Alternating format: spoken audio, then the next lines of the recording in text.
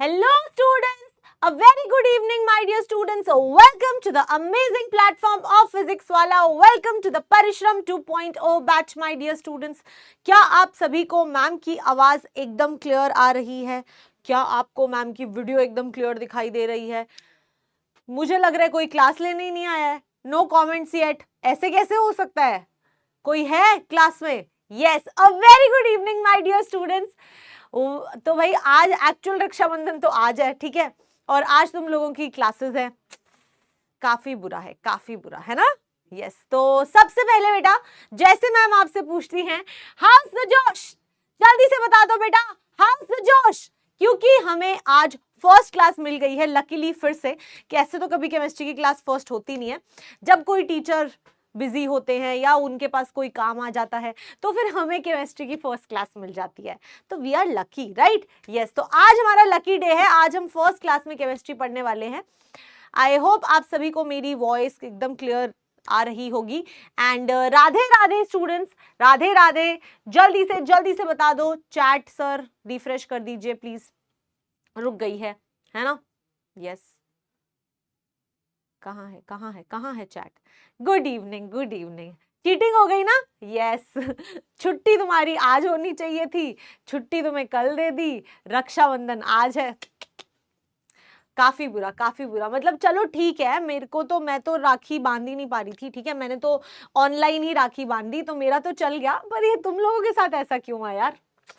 क्या किया ये? अब तो पढ़ाई भी करनी पड़ेगी मैम, क्योंकि छुट्टी तो एंजॉय कर चुके हैं. कल की छुट्टी तो गिल्ट फ्री एंजॉय कर ली, आज दुख हो रहा है ना?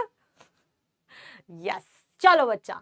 ओके, तो अब जो भी है जैसा भी है एक्सेप्ट करना पड़ेगा और पढ़ाई लिखाई भी करनी पड़ेगी, है ना? तो चलो करते हैं आज का सेशन शुरू. Yes ma'am. हाँ, चॉकलेट मैं तुम लोगों को सबको चॉकलेट दूंगी. एक सेकेंड रुको, मैं तुम्हें दिखाती हूँ चॉकलेट, ठीक है? ओके, ये मेरे पास चॉकलेट तो नहीं है, पर ये मेरी तरफ से आप सभी के लिए. ये क्या है? Magic pops. ये ना मैं बचपन में बहुत खाती थी, ठीक है? तो this is from my side to all of you. ले लो, ये लो, जो ले सकता है ले लो. हैप्पी रक्षाबंधन टू एवरीवन, ठीक है? खुश हो जाओ, ये चॉकलेट से भी बेटर चीज होती है, ठीक है? Yes, okay. तो आई होप आप सभी तक पहुंच गई होगी ये, ठीक है? ऐसे फटाफट ग्रैब कर लेना. अब हम आगे बढ़ते हैं. आज हम क्या पढ़ने वाले हैं मैम? आज बच्चे हम पढ़ने वाले हैं इलेक्ट्रोकेमिस्ट्री में कंडक्टेंस, है ना? यस, ठीक है, डन है. हाँ, ये बहुत मजेदार चीज है भाई. ये चॉकलेट को भी पीछे छोड़ देती है. Magic box. यस, ठीक है. चलो बच्चे, तो अब मैंने, क्योंकि तुम्हें रक्षाबंधन का गिफ्ट भी दे दिया है, ठीक है, और मैंने थोड़ा सा तुम्हारे साथ दुख मना भी लिया है कि तुम्हें रक्षाबंधन के दिन पढ़ाई करनी पड़ रही है. अब सब कुछ हो चुका है, तो अब थोड़ा पढ़ाई लिखाई की तरफ ध्यान दे. यस मैम, चलो थोड़ा पढ़ाई लिखाई की तरफ भी ध्यान दे लेते हैं, ठीक है? यस, तो भाइयों और बहनों आ जाइए, आज हम पढ़ने वाले हैं कंडक्टेंस, ठीक है? यस, तो कंडक्टेंस में लास्ट क्लास में थोड़ा बहुत तो कराया था, पर एज यूजुअल आप लोगों को कुछ याद नहीं होगा, ठीक है, मुझे पता है. तो आ जाओ, मैं तुम्हें शुरू से सारी चीजें फिर से शुरू कराऊंगी. तो बेटा याद है, मैंने तुम लोगों को एकदम चैप्टर की स्टार्टिंग में एक चीज बताई थी. मैंने आप लोगों को कहा था, मैंने आप लोगों को बताया था कि इलेक्ट्रोकेमिस्ट्री जो होती है ना, उसको हम मेजरली 2 इलेक्ट्रोकेमिस्ट्री पार्ट्स में डिवाइड कर. ये लिखना नहीं है आप लोगों को, डोंट वरी. इसको मैंने 2 पार्ट्स में डिवाइड किया था. एक मैंने बोला था मैम इलेक्ट्रोकेमिकल सेल्स, ठीक है, और मैंने बोला था कंडक्टेंस, ठीक है. और मैंने कहा था कि ये जो इलेक्ट्रोकेमिकल सेल्स है ना, इसको फर्दर आप 2 पार्ट में डिवाइड करोगे. फर्स्ट जो होगा वो होगा आपका गैल्वेनिक सेल, और दूसरा होगा गैल्वेनिक सेल में क्या क्या पढ़ा था, जो आपने इलेक्ट्रोड पोटेंशियल्स पढ़े या फिर आपने नर्स्ट इक्वेशन पढ़ी, ये सब चीजें जो थी वो किस में थी बेटा? आपकी गैल्वेनिक सेल में थी, ठीक है.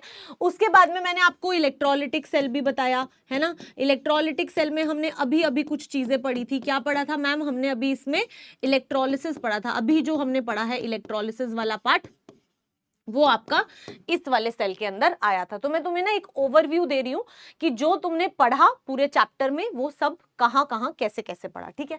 तो मैम ये सारी डिस्कशंस हम कर चुके हैं, इनका पूरा काम खत्म हो चुका है, ठीक है। यस, इसके बाद में बेटा मैंने तुम्हें कहा था कि ये वाला जो पार्ट है ना, ये थोड़ा आसान वाला पार्ट है, ये थोड़ा न्यूमेरिकल वाला पार्ट है, जिसके अंदर 2-3 फॉर्मूला याद करने होते हैं, और जब वो याद हो जाते हैं तो फिर मैम फिर बेटा सारे क्वेश्चंस आसानी से होते हैं।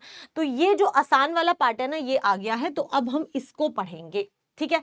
यस, तो इसका मतलब है कि आज ज्यादा दिमाग नहीं लगाना है, ठीक है। बस थोड़ी थोड़ी चीजें हैं। अगर आपको कैलकुलेशंस आती है, जो मेरे को तो बिल्कुल नहीं आती है, ठीक है। यस, तो अगर आपको कैलकुलेशंस आती हैं तो आप बहुत अच्छे से ये वाला पार्ट कर सकते हो, ठीक है। ओके, चलो, तो ये लिखना नहीं है, ये तो मैंने तुम्हें बस वैसे ही बताया। अब हम शुरू करते हैं। तो बेटा जब हम यहाँ पे सेल की बात करते हैं, तो सेल जो होता है वो मैम इस तरीके से होता है, और हम इलेक्ट्रोलिसिस वाले सेल को ही डिस्कस कर रहे हैं, ठीक है। यस, तो बेटा सारी क्लासेस होंगी, अभी केमिस्ट्री की क्लास हो रही है तो उसे पढ़ लो, फिर फिजिक्स भी होगी, बायो भी होगी, सब होगा बच्चे, आइए, ठीक है। अब देखो, जब आप यहाँ पे इस तरीके से सेल की बात करते हैं, तो आपको पता है कि ये 2 इलेक्ट्रोड्स होते हैं, ठीक है। यस यस, ये 2 इलेक्ट्रोड्स होते हैं, ठीक है। अब यहां पे क्या कंसिडर करना है, यहां पे क्या कंसिडर करना है कि ये जो आपके 2 इलेक्ट्रोड्स हैं बेटा, लेट अस से कि दोनों का जो क्रॉस सेक्शनल एरिया है, जो दोनों का ऐसा एरिया बेटा जो एक दूसरे को क्या कर रहा हो, ओवरलैप कर रहा हो, मतलब इन दोनों का साइज एकदम सेम है, ठीक है। जब तक इन दोनों का साइज सेम है, मतलब मैम दोनों का क्रॉस सेक्शनल एरिया जो होगा वो लेट अस से ए है, इसका भी क्रॉस सेक्शनल एरिया ए है, इसका भी क्रॉस सेक्शनल एरिया ए है, ठीक है। ओके, और बेटा ये जो 2 इलेक्ट्रोड्स हैं, इन दोनों के बीच का जो डिस्टेंस है वो लेटर से L सेंटीमीटर है, ये A सेंटीमीटर स्क्वायर है, ठीक है। ओके, यस, और इसके अंदर आपका यहाँ पे ऐसे इलेक्ट्रोलाइट पड़ा है। तो इस तरीके का ही सेल होता है मैम, 2 इलेक्ट्रोड्स होते हैं, दोनों इलेक्ट्रोड्स के बीच का डिस्टेंस आप मान लो L सेंटीमीटर ले लो, और उसके बाद में मैम ये जो एरिया ऑफ क्रॉस सेक्शन होता है उसको A सेंटीमीटर स्क्वायर कंसिडर कर लो, ठीक है। तो ये बात समझ आ रही है, यस। तो हम यहीं से इसी चीज से कहानी शुरू करने वाले हैं, ओके, यस। तो चलो बच्चे आ जाओ यहाँ पे। अब हम पढ़ते हैं इसके बारे में, रेजिस्टेंस एंड रेजिस्टिविटी डिस्कशन करने वाले हैं, और क्योंकि हम यहाँ पे डिस्कशन करने वाले हैं तो मैं आप लोगों का मुंह एकदम बंद करने वाली हूँ। कैसे? हम आपको ये चैट को डिसेबल करने वाले हैं, क्योंकि हमें समझना है, और समझने के लिए बेटा थोड़ा सा टाइम चाहिए, ठीक है। यस, तो तुम्हें शांति तभी मिलती है जब तुम्हारी चैट को बंद कर दिया जाए। तो इधर आ जाओ, अब ध्यान से सुनो। तुम्हारा इलेक्ट्रोकेमिकल सेल जो होता है वो कुछ ऐसा होता है, ठीक है। मैंने अच्छी ड्रॉइंग तुम्हें दिखा दी, अब बुरी ड्रॉइंग बना रही हूँ,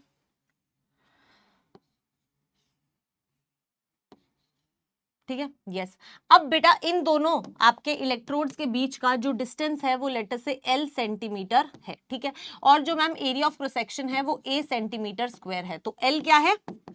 distance between electrodes, distance between electrodes, okay. और बेटा A क्या है? Cross sectional area of electrodes, cross sectional area of electrodes, ठीक है। अब एक चीज हमेशा याद रखना बेटा, जो भी डिस्टेंस हम लेते हैं ना वो हम सेंटीमीटर में लेते हैं। जितनी भी कैलकुलेशंस करेंगे हम सेंटीमीटर में करेंगे। मैं इस पे इतना स्ट्रेस इसलिए दे रही हूं, ये सेंटीमीटर होगा और ये सेंटीमीटर स्क्वायर होगा। मैं इस चीज पे इतना स्ट्रेस इसलिए दे रही हूं क्योंकि सेंटीमीटर में जब तुम कैलकुलेट करते हो ना तो तुम्हारी वैल्यूज जो है वो फिर भी कुछ नंबर में आती हैं, जैसे कि 2.3 सेंटीमीटर या जो भी, ठीक है।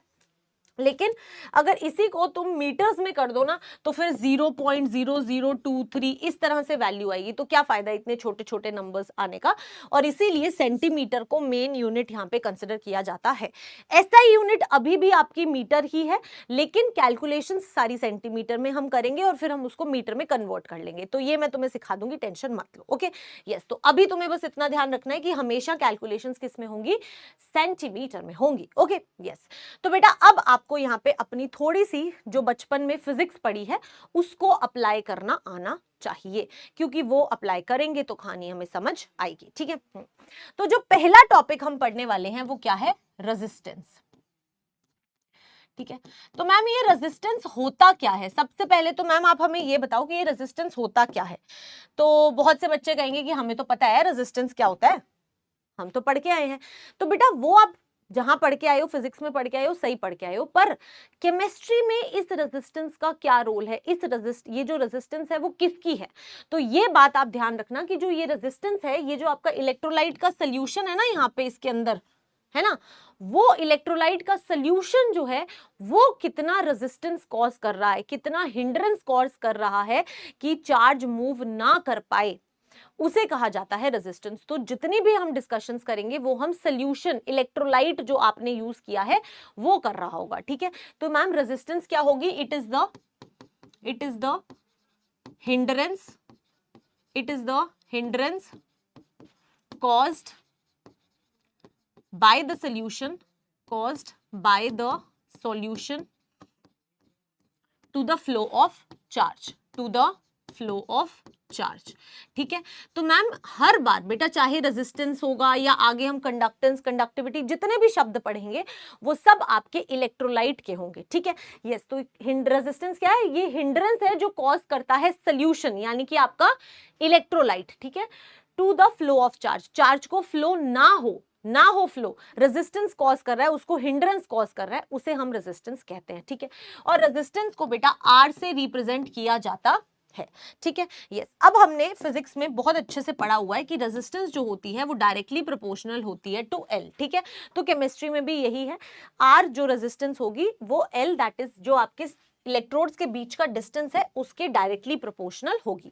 जितना ज्यादा डिस्टेंस होगा इलेक्ट्रोड्स में उतना ज्यादा रेजिस्टेंस कॉज होगा, ठीक है। यस, सिमिलरली रेजिस्टेंस जो होती है वो इनवर्सली प्रोपोर्शनल होती है to the area of cross section, ठीक है। और ये भी बिल्कुल आपकी फिजिक्स वाली कहानी है, तो आपको इसमें भी कोई इश्यू नहीं आ रहा होगा। आप क्या करते थे, ऐसे दोनों का प्रोपोर्शनैलिटी देखते थे और दोनों को कंबाइन कर देते थे। तो फाइनली आप क्या कह सकते हो, that R is directly proportional to L upon A, बस दोनों को कंबाइन करके लिख दिया, ठीक है। और जब मैम प्रोपोर्शनैलिटी हटाते थे तो आता था एक प्रोपोर्शनैलिटी कांस्टेंट। तो बेटा यहाँ पे भी प्रोपोर्शनैलिटी हटाओगे तो R is equal to rho L upon A, ठीक है। तो यहाँ पे आपका जो प्रोपोर्शनैलिटी कांस्टेंट है वो क्या है, रो L अपॉन A। जो आपका प्रोपोर्शनैलिटी कांस्टेंट है वो क्या है, रो L अपॉन A।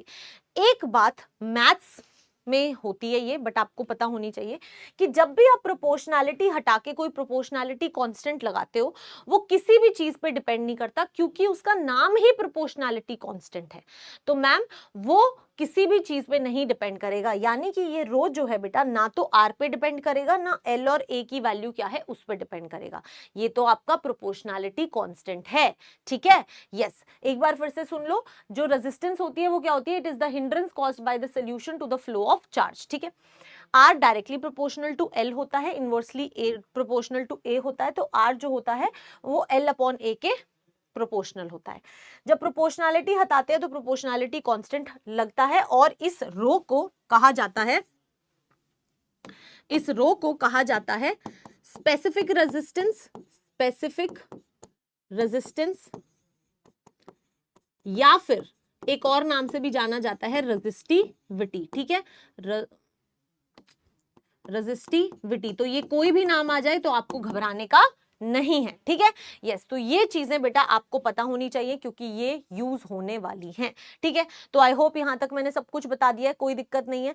अब जो नेक्स्ट टॉपिक हमें समझना पड़ेगा वो होगा यूनिट्स, क्योंकि यूनिट्स सबसे इंपॉर्टेंट रोल प्ले करेगी। मैंने बोला ये सब न्यूमेरिकल्स हैं, तो न्यूमेरिकल्स हैं तो यूनिट कन्वर्जन करना आना चाहिए, ठीक है। तो यूनिट्स जो होंगी आपकी रेजिस्टेंस की वो क्या होंगी बेटा, यूनिट ही लिख लो, एक ही तो यूनिट होती है। आई थिंक सबको पता है रेजिस्टेंस की क्या यूनिट होती है, रेजिस्टेंस की यूनिट होती है ओम, है ना। यस, तो मैम इसको हम ओम भी लिख सकते हैं या फिर इसको ओम भी, ऐसे वाला सिंबल भी ओम का यूज किया जा सकता है, ठीक है। ये आपके रेजिस्टेंस की यूनिट्स हो गई। आई होप यहां तक क्लियर है, कोई इशू नहीं है। तो मैं चार्ट एबल कर रही हूँ, ये तो बिल्कुल ही वही वाली बात मैम ने करवाई है जो फिजिक्स में हम ऑलरेडी कर चुके हैं, ठीक है। फटाफट इसको लिखो, काफी टाइम मैं ऑलरेडी दे चुकी हूँ आपको लिखने का, हम आगे बढ़ेंगे, ठीक है। गुड, ओके, मतलब यहां तक तो कोई भी डाउट नहीं आया होगा बिल्कुल भी, है ना। चलो इसको लिख लो, फिर आगे बढ़ते हैं। फिर अगला जो है रेजिस्टेंस के बाद में रेजिस्टिविटी होता है, तो अब हम रेजिस्टिविटी को डिस्कस करेंगे, ठीक है। क्या है doubt, ma'am what is the meaning of hindrance, ma'am what is the meaning of hindrance. अच्छा बेटा हिंड्रेंस ना इंग्लिश वर्ड होता है, हिंड्रेंस का मतलब होता है, मान लो कि आप चल रहे हो और आपको कोई रोकने की कोशिश करता है तो उसको हिंड्रेंस कहते हैं, ठीक है, मतलब किसी के चलने के पाथ को रोकने वाले प्रोसेस को हिंड्रेंस कहते हैं, ठीक है।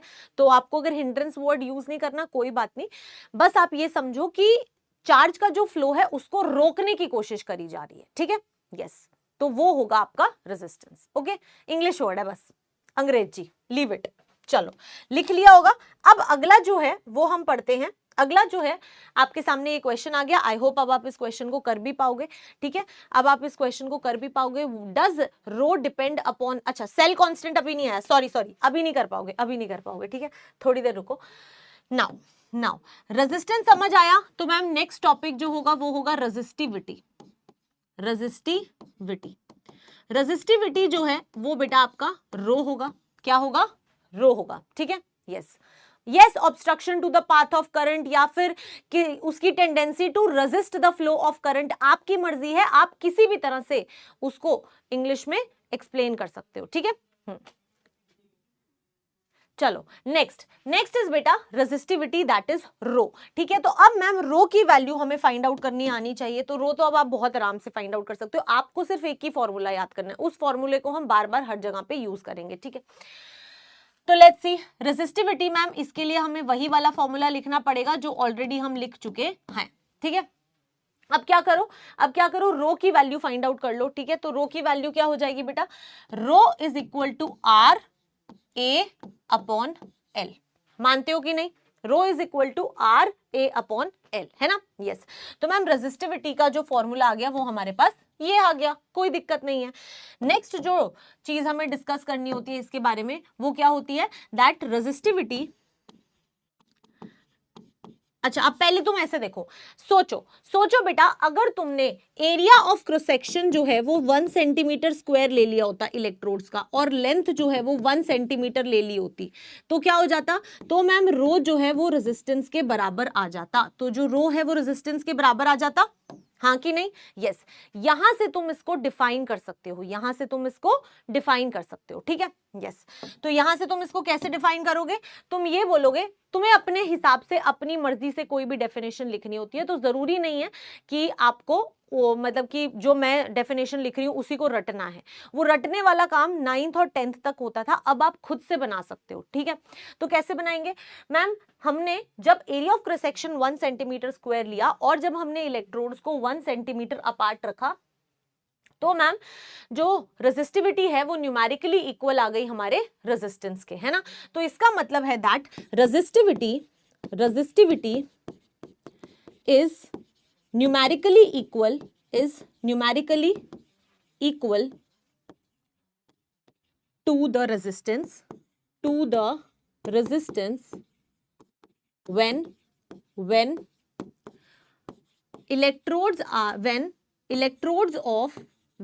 electrodes of 1 centimeter square cross sectional area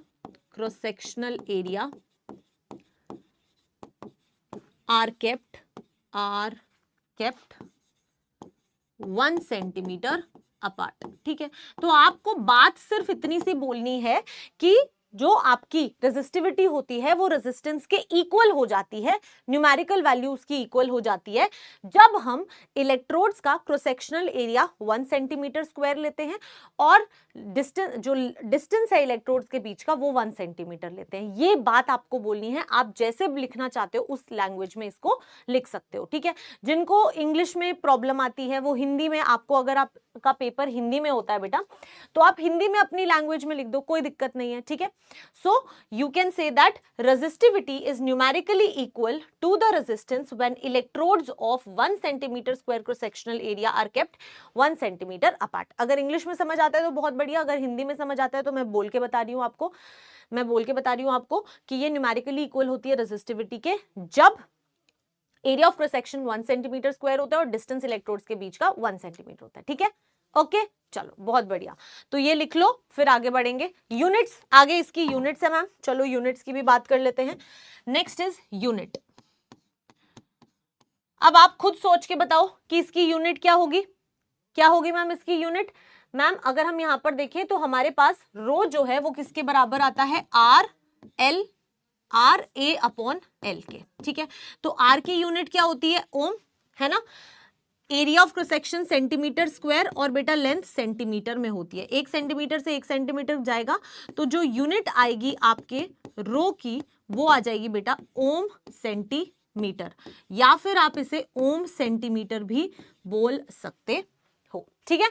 yes, तो इस तरीके से आपको यूनिट्स को लिखना है। अरे मैंने स्क्वायर क्यों लिख दिया यहाँ पे, सॉरी, ओम सेंटीमीटर।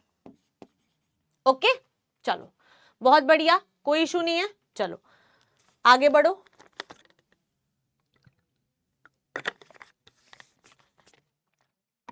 अगर कोई कह दे कि एसआई यूनिट क्या है ओम की, सॉरी रो की, तो बेटा फिर वो ओम मीटर ही होगी। फिर मैं आपको सेंटीमीटर को ओम के अंदर, मीटर के अंदर कन्वर्ट करना सिखाऊंगी, सो डोंट वरी, ठीक है। ओके, चलो लिख लो इसको, फिर आगे बढ़ेंगे। तो अभी तक तो किसी को कोई इशू नहीं आया? नहीं मैम बहुत आसान था, ठीक है। चलो अगला पार्ट करते हैं। अब हमने रेजिस्टेंस कर लिया, रेजिस्टिविटी कर लिया। अब हम बेटा एक और टॉपिक पढ़ेंगे विच इज कंडक्टेंस, लेकिन आपको बहुत जल्दी जल्दी आ जाएगा, सारी चीजें आपको बहुत जल्दी जल्दी समझ आ जाएंगी, ठीक है। यस, ओके, चलो पॉज फिर से। आई होप डन है, लिख दो डन मैम, डन, बहुत बढ़िया, ठीक है। चलो,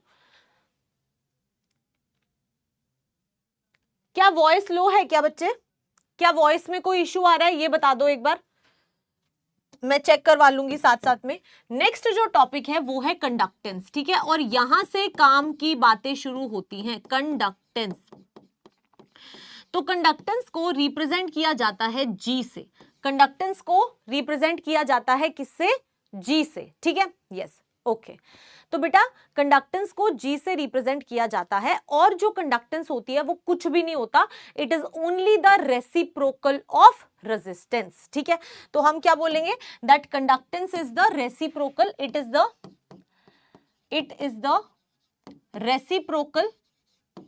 रेसिप्रोकल ऑफ रेजिस्टेंस, ठीक है। या फिर आप क्या कह सकते हो, it is the ease with which the current flows through the electrolyte, ठीक है। आप कोई भी डेफिनेशन लिख सकते हो, definition is not what is important, important है आपको ये बात समझना, ठीक है। हाँ, तो पहले मैं समझा देती हूँ, फिर मैं आपको सारी चीजें लिखवाऊंगी, ठीक है। प्रीति अगर क्लास अभी शुरू हुई है बेटा, मुझे एक बात बताओ, अगर मैंने अभी तक कोई टॉपिक कराया नहीं है तो मैं पोल किस चीज का कराऊं? जब मैं कोई टॉपिक करा दूंगी उसके बाद में मैं क्वेश्चंस दूंगी, उसके बाद में तुम पोल करोगे ना, है ना। तो वेट करो, अभी क्लास शुरू हुई है, मैं सब कुछ करवाऊंगी, ओके। यस, ओके, चलो आगे बढ़ते हैं। नहीं, कापा नहीं बोल सकते, क्यों नहीं बोल सकते, अभी थोड़ी देर में बताऊंगी, इधर आ जाओ। अभी ये यही होता है, it is the ease with which the current can flow through the solution, ठीक है। या फिर लिख सकते हो इट इज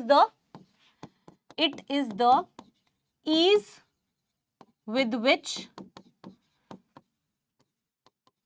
current,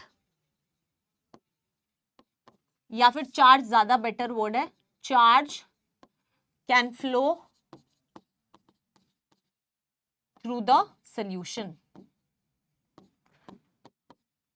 अब इसका मतलब क्या हुआ कि जितना आसानी से बेटा, जितना आपका कंडक्टेंस सॉल्यूशन का ज्यादा होता है, उतना ज्यादा क्या होता है, उतना ज्यादा उस इजीली चार्ज जो है वो उस इलेक्ट्रोलाइट में से फ्लो करता है, ठीक है। तो है कुछ नहीं, एक सिंपल सी कहानी है, that your G is the reciprocal of 1/r। तो आपका जो कंडक्टेंस है वो क्या है, रेसिप्रोकल है ऑफ रेजिस्टेंस, ठीक है। यस, हम सभी को पता है, वी नो दैट r किसके बराबर होता है, r is equal to rho l upon a। तो ये वैल्यू को इसके अंदर पुट कर दो, क्या आ जाएगा बेटा, g इज इक्वल टू 1/रो, L और A जो है वो ऊपर चला जाएगा, ठीक है। तो ये जो है वो आपके पास में एक्सप्रेशन आ जाएगा किसका, कंडक्टेंस का। ये जो एक्सप्रेशन है वो क्या आ जाएगा बेटा, आपका कंडक्टेंस का। बस रेसिप्रोकल करना है, तो रो L आ जाएगा और A जो है वो ऊपर चला जाएगा, ठीक है, कोई इशू नहीं है। यस, आदित्य एक बार चेक करो बेटा, सिर्फ आप ही को वॉइस लो आ रही है और किसी को नहीं आ रही, तो हो सकता है कि आप जो ईयरफोन्स यूज कर रहे हो या फिर आपने जो आवाज करी है उसमें कोई इश्यू आ रहा हो, तो एक बार चेक कर लो, बाकी सबको आवाज एकदम सही आ रही है, ठीक है। यस, तो यहां पर आ गया आपका कंडक्टेंस का symbol. Now let's talk, let's see next. Next is, it's okay Preeti बच्चा, इट्स ओके, बट थोड़ा सा वेट किया करो, मैं करवा दूंगी, ठीक है। यस, ओके, आ जाओ।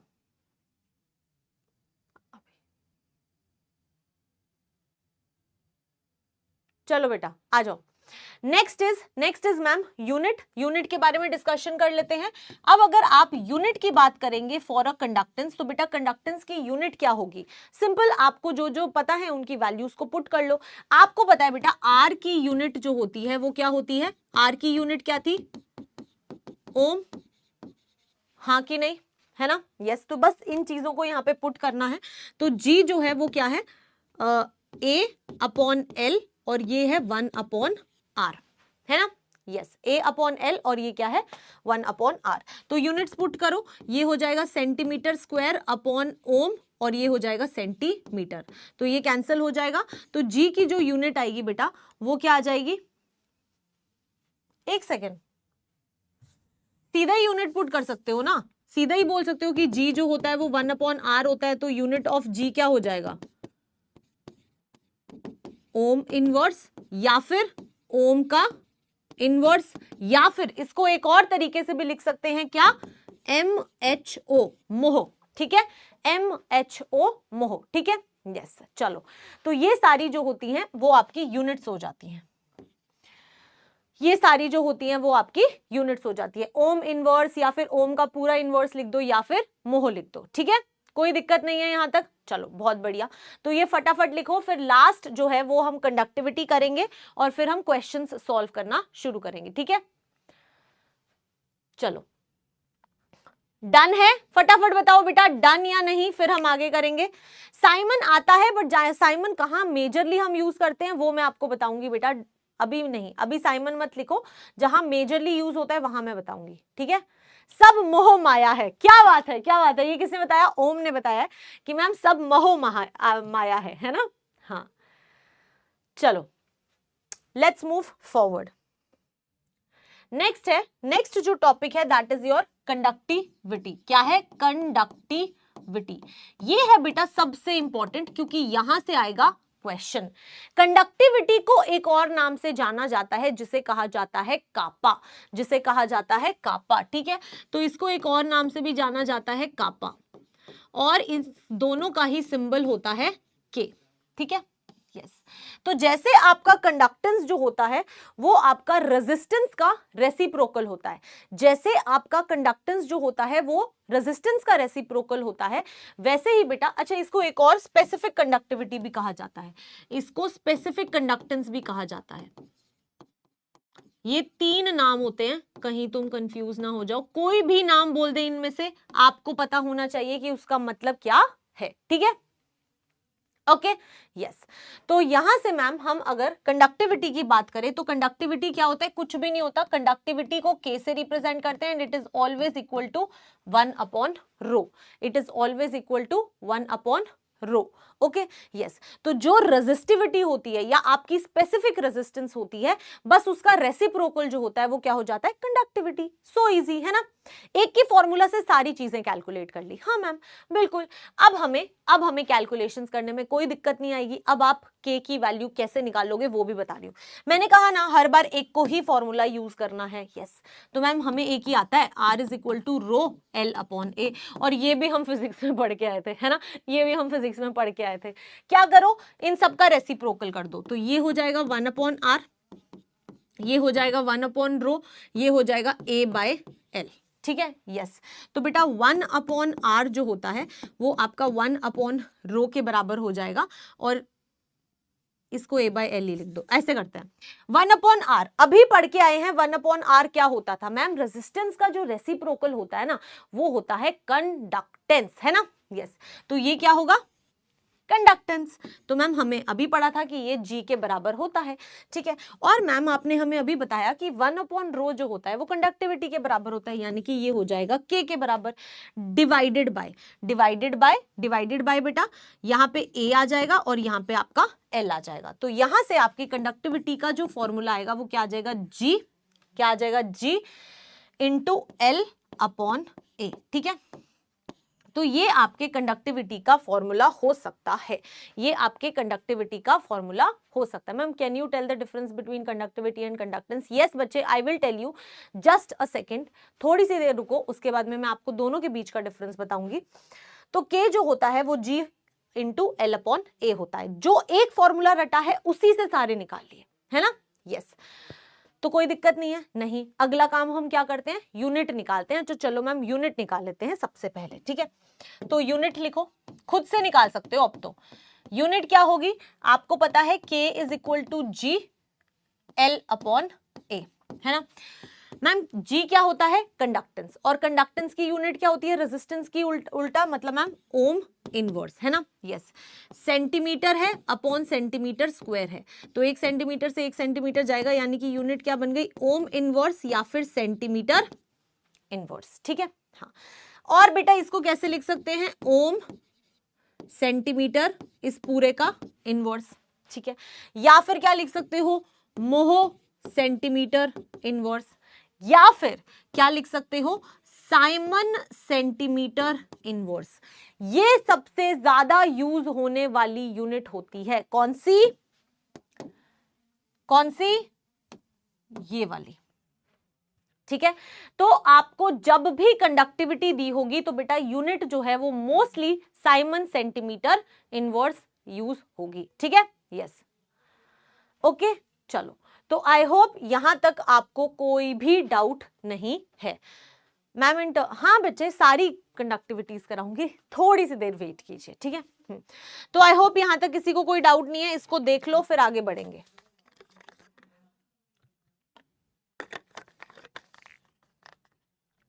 ठीक है, हाँ, अब एस को साइमन कहते हैं, ओके। हाँ, तो अब बेटा मेरे से एक बहुत ही अच्छा किसी ने क्वेश्चन पूछा कि मैम कंडक्टेंस और कंडक्टिविटी में क्या फर्क है।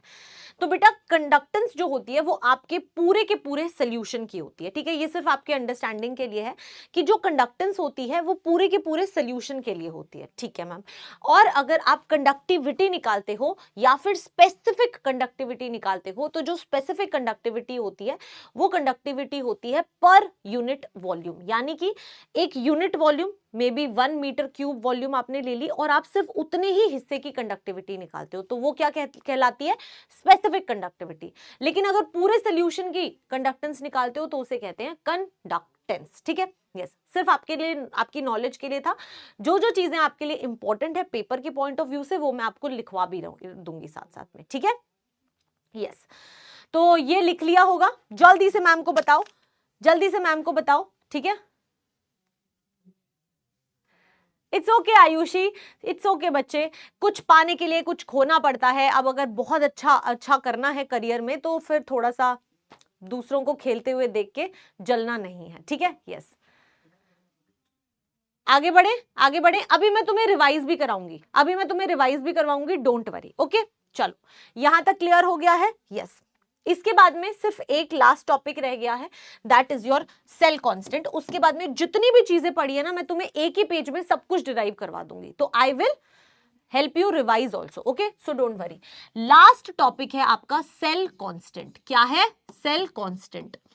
अब बेटा सेल कांस्टेंट जो होता है ना, वो अलग अलग जगह पे अलग अलग सिंबल से रिप्रेजेंट किया जाता है। हो सकता है कि आपको कहीं पे G स्टार लिखा हुआ मिल जाए, हो सकता है कहीं पे सिग्मा लिखा हुआ मिल जाए, तो ये सब का मतलब जो होता है वो सेल कांस्टेंट होता है, ठीक है। Yes, now let's talk about कि सेल कांस्टेंट कैलकुलेट कैसे करते हैं। बेटा it is nothing but it is the ratio of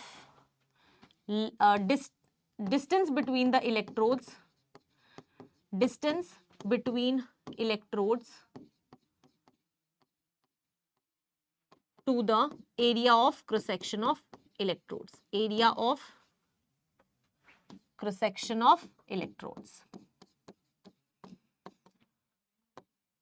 ठीक है, तो ये होता क्या है, ये जो मैंने इतनी ज्यादा अंग्रेजी लिख दी है जो हमें समझ आ नहीं रही है उसको मैं तुम्हें समझा देती हूँ। बहुत सीधी सी बात है कि जो आपका सेल कांस्टेंट होता है ये रेशियो होता है ऑफ L बाय A, ये सिर्फ और सिर्फ रेशियो होता है L बाय A का। ठीक है, यस, ये होता है सेल कांस्टेंट। अब एक चीज आपको जिंदगी भर याद रखनी है कि अगर आप एक सेल ले रहे हो, ठीक है, तो मान लो कि उस सेल के अंदर तुमने एक बार NaCl का सोल्यूशन डाल दिया और दूसरी बार तुमने उसमें KCl का सोल्यूशन डाल दिया। तुम अलग अलग सोल्यूशंस डाल सकते हो उस सेल में, लेकिन उस सेल का सेल कांस्टेंट जो होगा वो कांस्टेंट रहता है, वो बदलता नहीं है। ठीक है, तो ये अपने पास नोट बना के लिख लो that the cell constant of a cell is a constant value, it does not change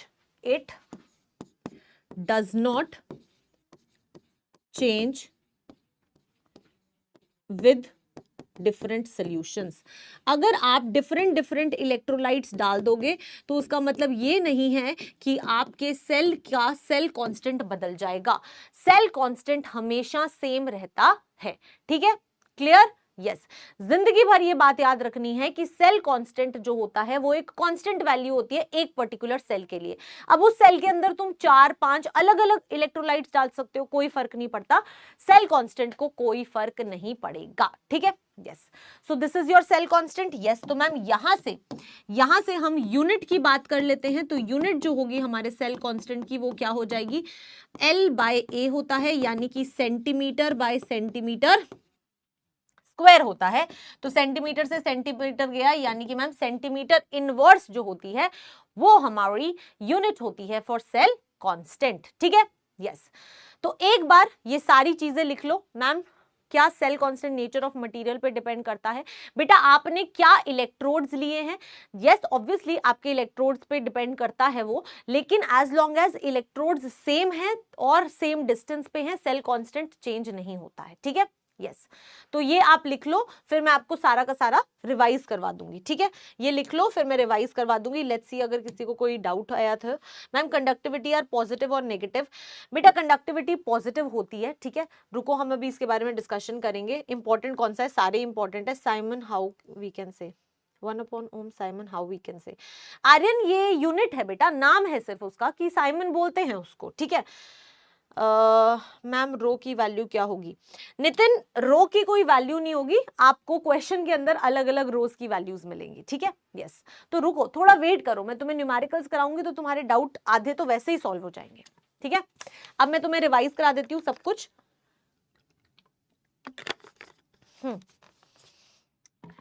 चलो आ जाओ, अब मैम आपको जो भी अभी तक पढ़ा है सब कुछ रिवाइज कराएंगे। ठीक है, ठीक है, yes yes, it depends on temperature, obviously conductivity सब टेम्परेचर पर डिपेंड करता है। थोड़ा वेट करो, सब कुछ पढ़ाऊंगी, थोड़ा सा वेट करना है बस। ठीक है, यस, अब जितनी चीजें पढ़ी है तुम्हें एक पेज के अंदर सब रिवाइज हो जाएगा। ठीक है, ओके, जितनी चीजें पढ़ी हैं तुम्हें सब की सब चीजें एक ही बार में रिवाइज हो जाएंगी। तुम्हें सिर्फ एक फॉर्मूला याद करना है, मैंने तुम्हें बोला तुम्हें सिर्फ एक फॉर्मूला याद करना है, और इसी को समझाने के लिए मैं 2 मिनट के लिए आपकी चैट को डिसेबल कर रही हूं। ठीक है, यस, अब मेरी बात सुनो, हमें मैम एक ही फॉर्मूला आता है that R is equal to rho L/A।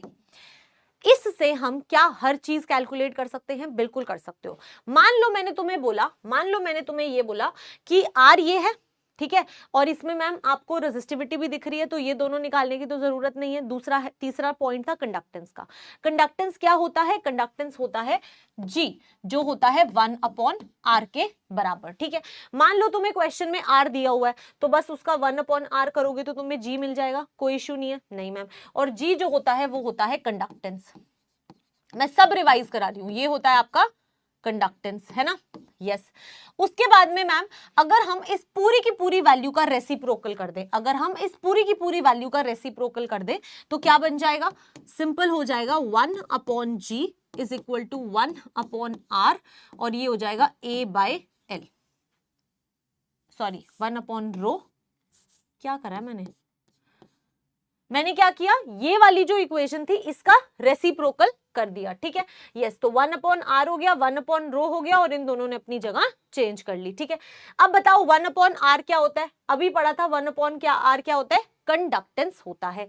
तो मैम ये जो वैल्यू है आप ही ने हमें बताया कि ये जो वैल्यू है ये G के बराबर होती है, ठीक है। यस बेटा, 1 रेजिस्टिविटी जो होती है वो आपकी कंडक्टिविटी कापा या फिर स्पेसिफिक कंडक्टेंस के इक्वल होती है, ये भी आपको पता है। तो यानी कि मैम 1/ρ जो है इसको हम लिख सकते हैं क्या, के कंडक्टिविटी, तो ये आ गई कंडक्टिविटी। अब बेटा ये A/L है, क्या मैं इसको ऐसे लिख दूं, L के पैरों में A, इस A को नीचे ले आओ L के, ठीक है, इस A को नीचे ले आओ L के पैरों में, ठीक है। तो मैम हम इसको ऐसे लिख देंगे, यस। और क्या आप सभी को पता है कि G स्टार जो होता है वो क्या होता है, L/A ही होता है, इसीलिए मैं इस A को इधर नीचे ले आई, ठीक है। अगर मैम अब हम इसे देखें तो हम कह सकते हैं that G is equal to K upon, अब ये क्या है G स्टार, तो ये G स्टार आ गया। यहां से आपको एक दुनिया का सबसे इंपॉर्टेंट रिलेशन मिल गया कि जो कंडक्टिविटी होती है वो बेटा आपकी G इंटू G स्टार के बराबर होती है, यानी कि conductivity is always equal to conductance into the cell constant, ठीक है। यस, तो ये रिलेशन जो होता है वो बार बार न्यूमेरिकल्स में यूज होता है और इतना ही पढ़ा है हमने, बस यही पढ़ा है अभी तक। सबसे पहले फॉर्मूला लिखा, फिर हमें क्या क्या पता है, G क्या होता है 1/r, K क्या होता है 1/ρ और G स्टार क्या होता है L/A। इस पूरे का रेसिप्रोकल कर दो, कर दिया मैम। रेसिप्रोकल करते ही मैम हमें पता चल गया ये G होता है, ये K होता है, L के पैरों में A को ले जाओ, L/A क्या होता है G स्टार होता है, तो G स्टार लिख दिया। तो मैम K जो होता है वो G इंटू G स्टार के इक्वल होता है और ये दुनिया का सबसे इंपॉर्टेंट रिलेशन है। अब हम न्यूमेरिकल्स करेंगे, ठीक है। आई होप यहां तक सबको कोई क्लियर है, कोई डाउट नहीं है। चैट टेबल कर रही हूं, फटाफट लिखो स्पीड में और फिर सवाल करेंगे, फटाफट करना है और फिर हम सवाल करेंगे। चलो जल्दी जल्दी जल्दी बताओ।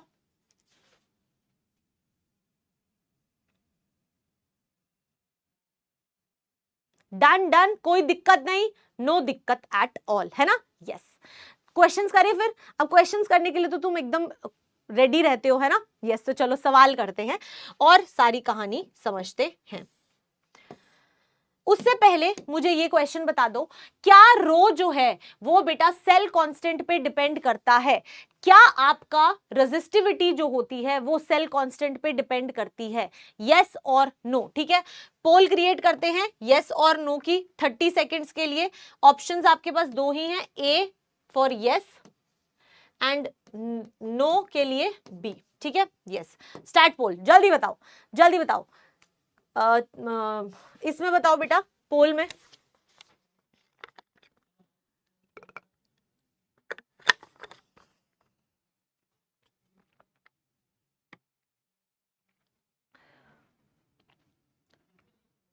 बिल्कुल सही बता रहे हो, सबको पता है ना।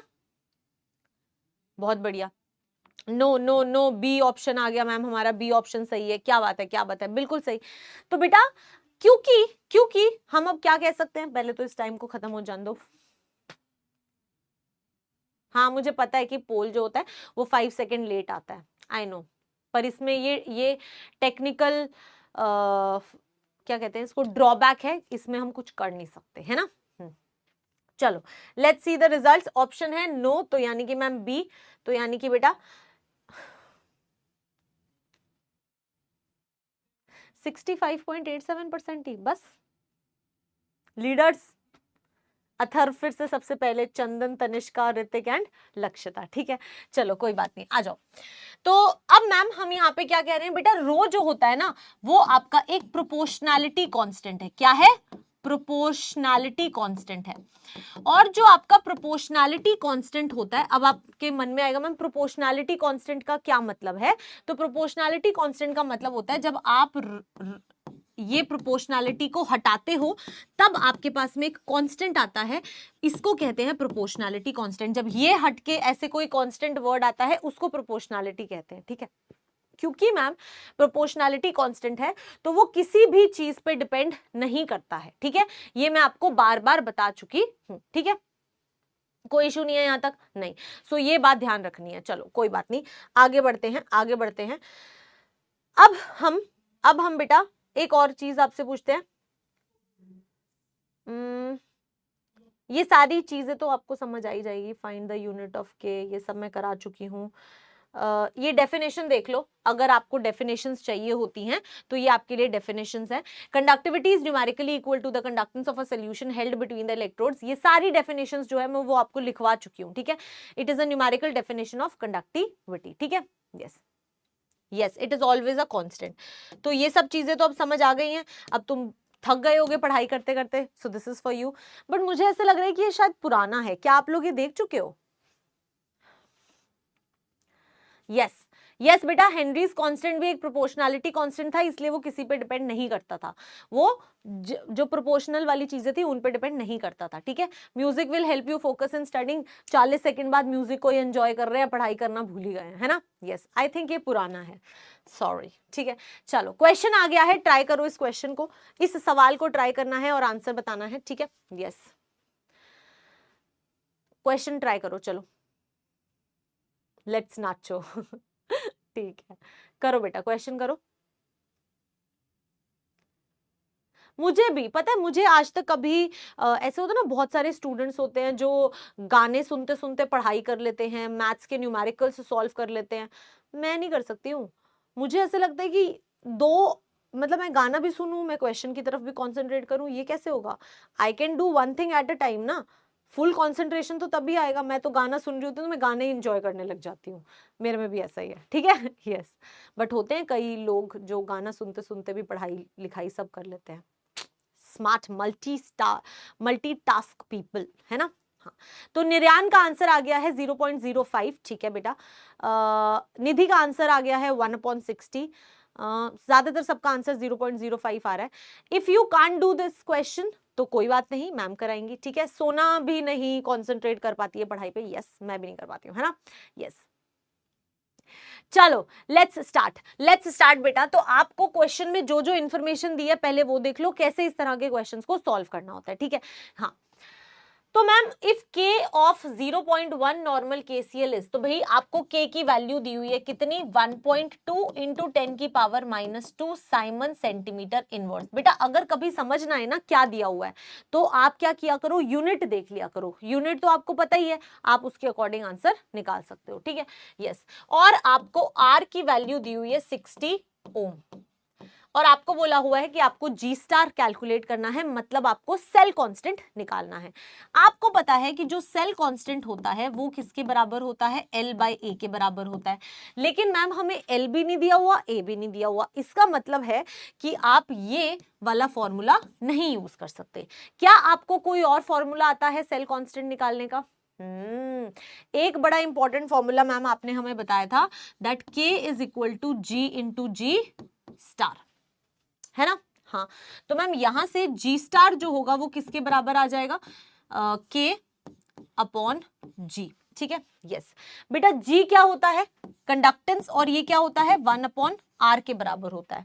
तो मैम अगर हम ये वैल्यू यहाँ पे पुट कर दे तो ये हो जाएगा K डिवाइडेड बाय 1/R, यानी कि K इंटू R, है ना।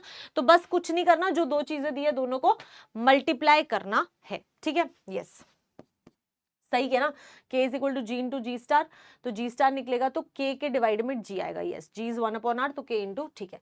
तो ये हो जाएगा 1.2 इंटू 10 की पावर -2 इंटू बच्चा 60, ठीक है। तो ये हो जाएगा 12 इंटू 6 इंटू 10 की पावर -2, 6 2 12 का 2 और 1 2 6 1 6 7 7 72 into 10 raise to the power -2, तो 0.72 आंसर आएगा, 0.72, और बेटा सेंटीमीटर इनवर्स होगा, ठीक है। तो 0.72 आ रहा है सबका आंसर, 0.72 आ रहा है, यस। यूनिट के साथ लिखा करो ताकि कोई कंफ्यूजन ही ना रहे, यूनिट के साथ लिखने की आदत डालो। तो आंसर क्या आ रहा है 0.72, ठीक है। मैम ये बिल्कुल सर के ऊपर से गया, तो बिल्कुल बेटा आपको एक बार फिर से समझाया जाएगा। मैंने सिर्फ और सिर्फ वो चीजें यूज करी हैं जो मैंने आपको अभी तक पढ़ाई थी, ठीक है। मैंने आपको क्या पढ़ाया था? मैंने आपको पढ़ाया कि बेटा पहले तो क्वेश्चन में जो जो लिखा हुआ है, के दिया हुआ था और आर दिया हुआ था, और आपको बोला था कि आपको सेल कांस्टेंट निकालना है। एक तो सेल कांस्टेंट का ये फॉर्मूला होता है, लेकिन लेंथ और एरिया कुछ भी नहीं दिया हुआ, तो ये वाला फॉर्मूला नहीं यूज कर सकते। ये वाला फॉर्मूला यूज कर सकते हैं। ये फॉर्मूला मैंने अभी अभी थोड़ी देर पहले आपको डिराइव कराया था, that conductivity is equal to conductance into the cell constant, ठीक है। हमें पता है कि K की वैल्यू दी हुई है, लेकिन हमें G निकालना पड़ेगा। हमें नहीं पता कि G की वैल्यू कितनी है, ठीक है। यस, तो बेटा G की वैल्यू कितनी होगी? 1/r के बराबर होगी, तो उसको यहां पे पुट कर दो। तो जब इसको सॉल्व करोगे तो K इंटू R आएगा, मैथ्स कैलकुलेशन, और आंसर आ गया। Clear? Yes, so I hope यहां तक सबको क्लियर है। ये जो दिया हुआ था ना 1 नॉर्मल KCl, ये तुम लोगों को कंफ्यूज करने के लिए एक्स्ट्रा इंफॉर्मेशन दी थी। तो पेपर जो आप एग्जामिनर होता है ना, वो आपके माइंड के साथ भी खेलता है। आप सोचोगे इसको पक्का यूज करना होगा, तो क्वेश्चन को देखा करो, क्या क्या दिया हुआ है उसको यूज किया करो। सौम्या पूछ रही है कि मैम आपने ये कब बता दिया? बिल्कुल बताते हैं, ये हमने कब बता दिया, ये हमने यहाँ पे बता दिया, ये रहा, ये वाला, ये रहा। और मैंने कहा भी कि ये बहुत इंपॉर्टेंट रिलेशन है, ठीक है। यस, चलो चलो, ये समझ आया तो अगला सवाल करें, अगला सवाल करें। चलो अगला सवाल करोगे फिर से आप लोग ही, ठीक है। तो ये रहा आपके स्क्रीन पर सवाल, ट्राई करो इस क्वेश्चन को। मैं बता रही हूं इस क्वेश्चन के बाद पोल शुरू हो जाएंगे, तो ट्राई करो क्वेश्चन को, टाइम दे रही हूं, अच्छे से सॉल्व, ठीक है। यस, चलो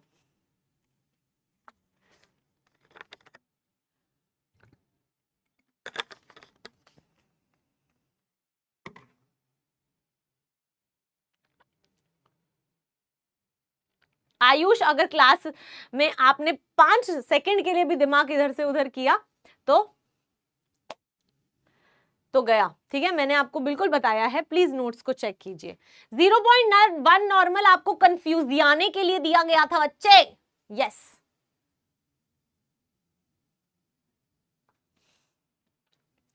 इट्स ओके बच्चा, इट्स ओके, ठीक है। यस,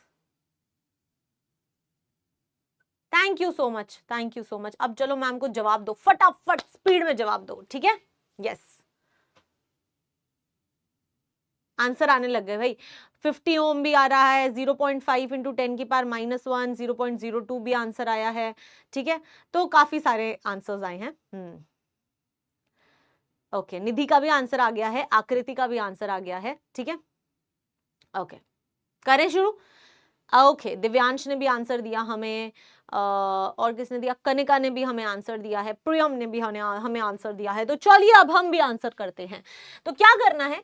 बोलता है that a conductance cell was filled with 0.02 molar KCl solution, ठीक है। बेटा लिखने को आप लिख सकते हो, but this is just to confuse you. ये आपके कोई काम का नहीं है जो 0.02 मोलर दिया है, ये आपको कंफ्यूज करने के लिए एक्स्ट्रा इंफॉर्मेशन दी है, ठीक है।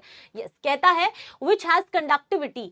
अगर आपको कंडक्टिविटी दी है तो वो कितनी दी है मैम? K की वैल्यू हमें दी है 2 इंटू 10 की पावर -3, ठीक है। यस, यूनिट उन्होंने नहीं लिखी, बट हमें पता है कि साइमन सेंटीमीटर इनवर्स है, ठीक है। उसके बाद में बोलता है दैट फाइंड द रेजिस्टेंस, आपको R निकालना है व्हेन सिग्मा इज दिस। अब अगर आपको नहीं पता कि सिग्मा क्या होता है, तो आप इसकी यूनिट देख लो ना, सेंटीमीटर इनवर्स क्या होता है? सेल कांस्टेंट होता है, ठीक है। तो मैम सिग्मा या फिर G स्टार जो होता है वो वैल्यू हमें दी है 0.1 सेंटीमीटर इनवर्स। तो हमें तो एक फॉर्मूला आता है, ये देख के हमें पता लग रहा है कि कौन सा फॉर्मूला यूज करना है, K is equal to G into G star, है ना। यस, हमें फाइंड आउट करना है क्या? R। हमें पता है दैट G जो होता है वो एक्चुअली 1/r के बराबर ही होता है, तो इस G की जगह पे 1/r लिख दो। तो ये क्या हो जाएगा? K is equal to 1/r into G star, ठीक है। तो क्रॉस मल्टीप्लाई कर दो, R क्या हो जाएगा? G star upon K। G star की वैल्यू कितनी है? 0.1। K की वैल्यू कितनी है? 2 into 10 raise to the power -3, ठीक है। तो इसको थोड़ा सॉल्व करते हैं, ये होगा 1 इंटू 10 की पावर -1 अपॉन 2 इंटू 10 की पावर -3।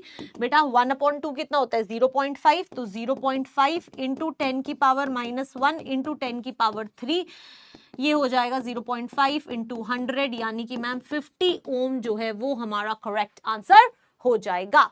एंड जिन जिनका 50 ओम आंसर आ रहा है वो बिल्कुल सही है। तो मैम 50 ओम जो है वो हमारा करेक्ट आंसर है। ठीक है कनिका, मेरा राखी सरप्राइज अच्छा रहा बेटा, बहुत अच्छा रहा। मैं बहुत ज्यादा डर रही थी कि पता नहीं मेरे भाई को राखी मिलेगी कि नहीं, बट बहुत अच्छा था। मैंने उनके जैसे होते ना उनका एक फ्लैटमेट है, मेरे भाई का जो फ्लैटमेट है वो भी मेरा भाई है, तो मैंने उनको पहले ही बोल दिया था 4-5 दिन पहले ही दैट आप प्लीज एक राखी ले लेना और उसको बताना मत, और राखी के दिन उसको धीरे से जाके दे देना और प्लीज वीडियो जरूर रिकॉर्ड कर लेना। तो बिल्कुल उसने राखी मेरे भाई को दी और उसने वीडियो भी रिकॉर्ड की और मेरे को बहुत अच्छा लगा। वो सरप्राइज हो गया कि अरे ये कहाँ से आ गई राखी। ठीक है, so it was a very good surprise, मजा आया मुझे। ठीक है, यस, तो वीडियो भी है मेरे पास, अच्छा लगा। ठीक है, तो this is what is your answer. एक बार फिर से मैं बता देती हूँ, एक बार और फिर से मैं बता देती हूँ। के निकाला, आर निकाला बेटा, ये रिलेशन निकाला, जी जो होता है वो 1/r के बराबर होता है। आर हमें निकालना है तो क्रॉस मल्टीप्लाई करके इधर ले आओ, जी स्टार अपॉन के लिख दो, फिर जी की वैल्यू 0.1 लिख दो, फिर ये लिख दो, फिर सॉल्व कर दो और फिर आंसर आ जाएगा। ठीक है, यस, चलो बहुत बढ़िया। ठीक है, इट्स ओके समर, आए ऐसे समझ लो कि मैम ने आपको राखी बांध दिया। ठीक है, यस, चलो चलो अगला क्वेश्चन। अब पोल करेंगे। अब बेटा पोल का टाइम आ गया, मैं पहले ही बोल रही हूं, रेडी रहो। ठीक है, निधि में मैं पार्सल कैसे कराती, मेरा भाई आउट ऑफ इंडिया है।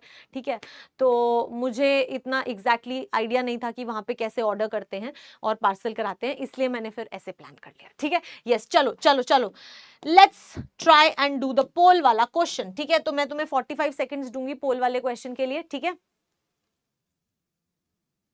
साजिद बिल्कुल सही बेटा, बिल्कुल सही। ठीक है, नजर हटी दुर्घटना घटी। चलो,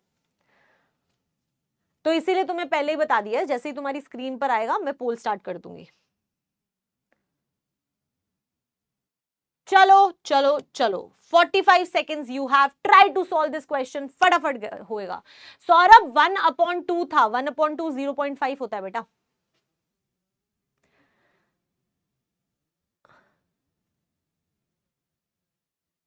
thank you Latika, thank you so much बच्चे।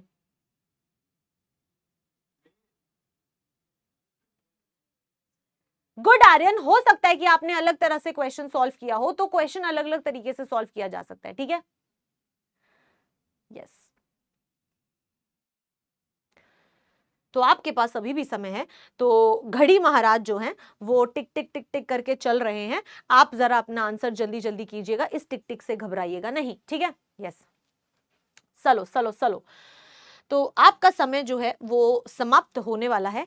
क्या कहते थे उसको, 10 9 8 7 6 5 4 3 2 1 0, टाइम इज अप। ठीक है, यस, तो आई होप आप लोगों ने आंसर निकाल दिया होगा अब तक।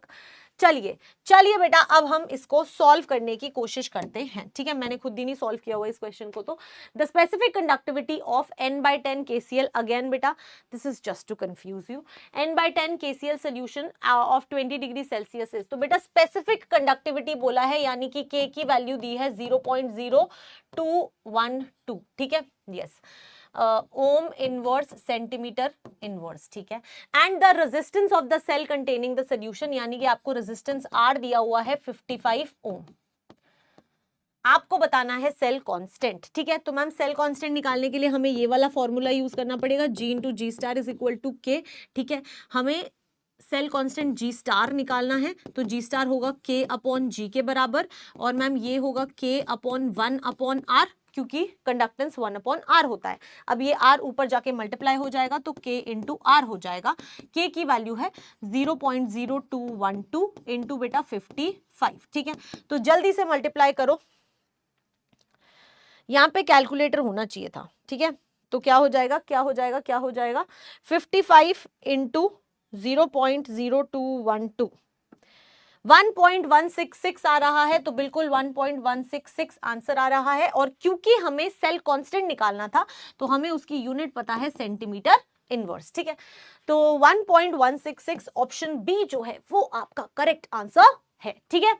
यस, इट्स ओके आर्यन, अगर टाइम निकल गया पर क्वेश्चन सॉल्व हो गया है तो बहुत बढ़िया बात है, क्योंकि मुझे खुद नहीं पता लगता ना कि कितना लेंथी क्वेश्चन है, तो मैं तो ऐसे ही रैंडम तुम्हें सेकंड्स दे देती हूँ।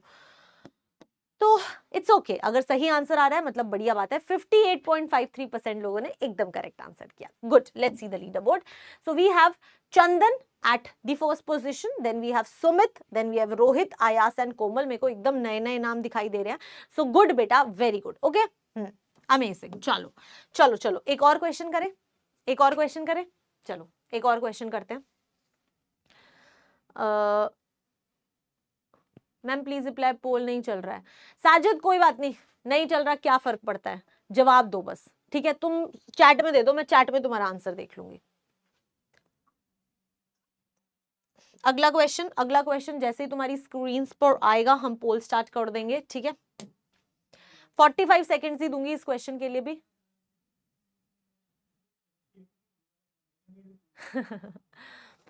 ओके, इट्स ओके, अच्छी बात है। अगर 12th रैंक आया है दैट मींस आपने सॉल्व करके सही आंसर तो निकाला है, गुड। चलो स्टार्ट करते हैं पोल बेटा, आपकी स्क्रीन पर आ गया है क्वेश्चन, ट्राई करो इस क्वेश्चन को। कोई बात नहीं, पोल लेट आता है तो आने दो ना, क्या फर्क पड़ता है। आप क्वेश्चन सॉल्व करो, मैं चैट में देख रही हूं आपके आंसर्स। क्वेश्चन कहता है a conductance cell was filled with 0. अच्छा पहले तुम कर लो फिर मैं बाद में बताऊंगी, ठीक है।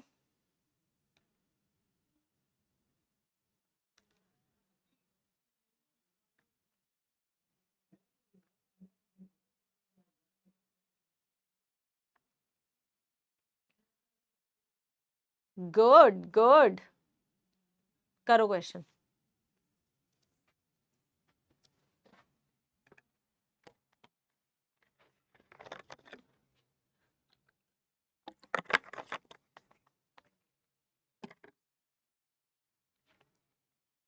तो आपका समय जो है वो बस समाप्त होने ही वाला है, ठीक है। And the time is up, time खत्म हो गया, टाइम खत्म हो गया, ठीक है। यस, तो चलो अब इस सवाल को करते हैं। क्या कहता है क्वेश्चन, देखो इसको इधर करते हैं साइड में और इस क्वेश्चन को करते हैं। A conductance cell was filled with a 0.02 molar KCl. Ma'am ये क्या है, एक्स्ट्रा इंफॉर्मेशन, ये भी इंफॉर्मेशन यूज होगी लेकिन जब आगे वाली चीजें करा दूंगी उसके बाद। Which has a specific conductance, बेटा स्पेसिफिक कंडक्टेंस यानी कि एक की वैल्यू दी है 2.768 इंटू 10 की power -3 Simon centimetre inverse. If its resistance is 82.4 ओम, अगर आपको रेजिस्टेंस आर जो है वो 82.4 ओम दी है तो सेल कांस्टेंट बताना है, जी स्टार बताना है। बिल्कुल ही पहले वाले क्वेश्चन के जैसा क्वेश्चन था, बहुत ही आसान मैम, हमें पता है कि के जो होता है वो जी इंटू जी स्टार के बराबर होता है, तो जी स्टार जो होगा वो के अपॉन जी के बराबर होगा, और मैम के अपॉन 1 अपॉन आर के बराबर होगा, तो मैम हम इसको कह देंगे के इंटू आर के बराबर हो जाएगा। मल्टीप्लाई कर दो, के की वैल्यू कितनी है 2.768 इंटू 10 की पावर -3 इंटू आर कितना है 82.4, मल्टीप्लाई करो बेटा। 82.4 को 2.768 से, है ना, हाँ, तो 228 जो है वो आपका आंसर आ रहा है। तो अप्रोक्सीमेटली 228 के आसपास आपका आंसर आ रहा है, ठीक है। यस 228 ही है ना, हाँ 0.1 है, इंटू 10 की पावर क्या है -3, तो 1 2 3, तो बेटा 0.228 जो है वो आपका आंसर होना चाहिए। तो 0.2281 ऑप्शन बी आपका करेक्ट आंसर है। यूनिट प्लीज लिख देना सेंटीमीटर इनवर्स, ठीक है। यस, तो यानी कि option B is your correct answer, ठीक है, क्लियर। अगली बार पक्का करने का, अगली बार बढ़ा देंगे, डोंट वरी। 44.29% लोगों का आंसर जो था वो एकदम सही था। Good, let's see the leader board. Mohit then we have Nitin, then we have Singh साहब। सिंह साहब बहुत बार आते हैं लीडर बोर्ड पे, है ना। प्रियम, मैंने बहुत बार आपका चैट में भी नाम देखा है, you are very active in answering, so good बच्चा। Then we have Sumit as well. तो बहुत बढ़िया, ऐसे बार बार मुझे आपके नाम दिखाई देते रहने चाहिए and then I will recognise it, ठीक है। यस, अगली बार मैं थोड़ा सा ज्यादा टाइम दूंगी, ठीक है। न्यूमेरिकल्स में थोड़ा टाइम लगता है। ओके परफेक्ट, चलो आगे बढ़ते हैं। अब बेटा अगला जो कंडक्टिविटी है, हम वो और क्या डिस्कस करने वाले हैं, that is your molar conductivity, ठीक है। तो मोलर कंडक्टिविटी को लैम्डा m से रिप्रेजेंट किया जाता है, ठीक है। तो मोलर कंडक्टिविटी होती क्या है, नाम से आपको पता चल जाना चाहिए कि एक मोल ऑफ इलेक्ट्रोलाइट, अगर आपका कोई भी इलेक्ट्रोलाइट है तो वो एक मोल हो, तो उसकी जो भी कंडक्टिविटी होती है उसे हम मोलर कंडक्टिविटी कहते हैं। तो the conductance of 1 mole of electrolyte is known as molar conductivity, ठीक है। यस, तो हम क्या बोलेंगे, the conductance of 1 mole of electrolyte। अब कोई भी एक मोल आपने चीज ले ली, उसका जो भी कंडक्टेंस होता है उसको हम कहते हैं मोलर कंडक्टिविटी। नाम से समझ आता है, बहुत ही बढ़िया है। सौम्या, मैंने कंडक्टेंस और कंडक्टिविटी के बीच में डिफरेंस बताया था। कंडक्टेंस क्या होता है, पूरे सोल्यूशन की कंडक्टेंस। कंडक्टिविटी क्या होती है, conductivity is the conductance of conductance per unit volume. Basically आपने मान लो 1 मीटर क्यूब वॉल्यूम ले ली, तो उस 1 मीटर क्यूब में एक पर्टिकुलर हिस्से की वॉल्यूम जब आप कंसिडर कर एक पर्टिकुलर वॉल्यूम आप कंसिडर करते हो कि भाई इतने ही पार्ट की कितनी कंडक्टेंस है, उसे हम कहते हैं कंडक्टिविटी, ठीक है। यस, तो कंडक्टेंस पर यूनिट वॉल्यूम जो होती है वो आपकी कंडक्टिविटी होती है। ओके चलो, तो the conductance of 1 mole of electrolyte क्या हो जाएगा, 1 मोल ऑफ इलेक्ट्रोलाइट जो भी होगा मैम, उसकी कंडक्टेंस जो होगी उसे मोलर कंडक्टिविटी कहेंगे। और जो मोलर कंडक्टिविटी होती है मैम, वो लैम्डा m से डिनोट करते हैं and it is always equal to k into 1000 upon molarity. वैसे तो C लिखा जाता है, आपकी मर्जी है, आप जैसे लिखना चाहते हो। यहां पे बेटा सबसे पहले यूनिट लिख लो लैम्डा m की, जो हम यूज करते हैं वो होती है Simon centimetre square mole inverse. ये यूनिट जो है वो हम इसकी हमेशा यूज करते हैं, ठीक है।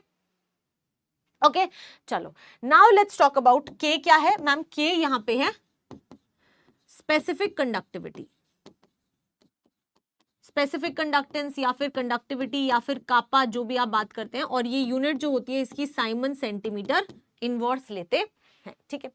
उसके बाद में बेटा C जो होता है वो आपका होता है क्या, मोलैरिटी। और मोलैरिटी को हमेशा आप मोल्स पर लीटर में ही लेते हैं। क्या लेते हैं, मोल्स पर लीटर में ही लेते हैं। और ये सब कैलकुलेट करके जो आपकी मोलर कंडक्टिविटी आती है वो हमेशा Simon centimetre square mole inverse में आएगी। Okay yes, okay yes, very good. अब देखो यहां पे हमने इसकी यूनिट की बात कर ली, k into 1000 upon C, molarity की बात कर ली, यूनिट की बात कर ली, ठीक है। यहां तक कोई डाउट नहीं है, चलो बहुत बढ़िया। अगर तुम्हें मोलर कंडक्टिविटी समझ आ गया है तो तुम्हें इक्विवेलेंट कंडक्टिविटी की डेफिनेशन लिखने में कोई इश्यू आएगा क्या? पहले लिख लो इसको, पहले इसको लिख लो, फिर मैं इक्विवेलेंट भी लिखवाती हूँ। फटाफट बताओ, लिख लिया क्या? हाँ मिराज पूछिए बेटा। मैम C के प्लेस में M ले सकते हैं। हाँ बेटा, आप सीधा M लिखना चाहते हो तो k इंटू 1000 अपॉन M लिख लो, ताकि आप कंफ्यूज ना हो, जैसे आपको सही लगे, ठीक है। पूछो मिराज, क्या पूछना है? Done done, yes okay. तो इसकी डेफिनेशन खुद लिखो, क्या होगा इक्विवेलेंट कंडक्टिविटी, खुद ट्राई करो। इक्विवेलेंट कंडक्टिविटी क्या होगा मैम? इक्विवेलेंट कंडक्टिविटी एनसीईआरटी में नहीं दिया हुआ है बेटा। जहां पे मोलर कंडक्टिविटी आती है वहां पे इक्विवेलेंट कंडक्टिविटी भी आ सकती है। आपसे सीयूईटी के पेपर में पक्का ये पूछा जाएगा कि दोनों के बीच में रिलेशंस क्या है, ठीक है। यस चलो, बिल्कुल रिलेशन भी देखेंगे, सब देखेंगे। ओके आपको बेटा कहां से यूनिट आया, कैसे आया, उसके बारे में टेंशन नहीं लेनी है। जो जो चीजें इंपॉर्टेंट है वो सब मैं करवा रही हूँ, ज्यादा ज्यादा डीप में नहीं जाना है। It is out of your syllabus. Yes, Harsh ने बिल्कुल सही बताया, हर्ष ने बिल्कुल सही बताया, गुड। तो चलिए 1 gram equivalent of electrolyte. Yes, तो बेटा इक्विवेलेंट कंडक्टिविटी क्या होती है? It is the conductance of 1 gram equivalent of electrolyte. जैसे आप 1 मोल इलेक्ट्रोलाइट लेते थे तो मोलर कंडक्टिविटी मिल जाता था, सेम उसी तरह से बेटा आप जब इक्विवेलेंट कंडक्टिविटी लेंगे तो आप 1 ग्राम इक्विवेलेंट लेंगे। ठीक है, यस। चलो तो मैम यहां से इक्विवेलेंट कंडक्टिविटी जो होती है ऐसे रिप्रेजेंट की जाती है और उसका फॉर्मूला क्या हो जाएगा? बस K × 1000 सेम ही रहेगा, अपॉन में क्या आ जाएगा? नॉर्मेलिटी। अपॉन में क्या आ जाएगा? नॉर्मेलिटी। तो अगर कभी नॉर्मेलिटी दी हुई है तो आप इक्विवेलेंट कंडक्टिविटी कैलकुलेट करेंगे ऐसे। ठीक है, यस। अगेन यहाँ पे सारी चीजें सेम है। यूनिट जो होगी वो क्या हो जाएगी? Simon centimetre square equivalent inverse. ठीक है, यस। यहां पे के क्या है? फिर से आपकी कंडक्टिविटी है, ऐसे लिख दूं कापा या फिर स्पेसिफिक कंडक्टेंस।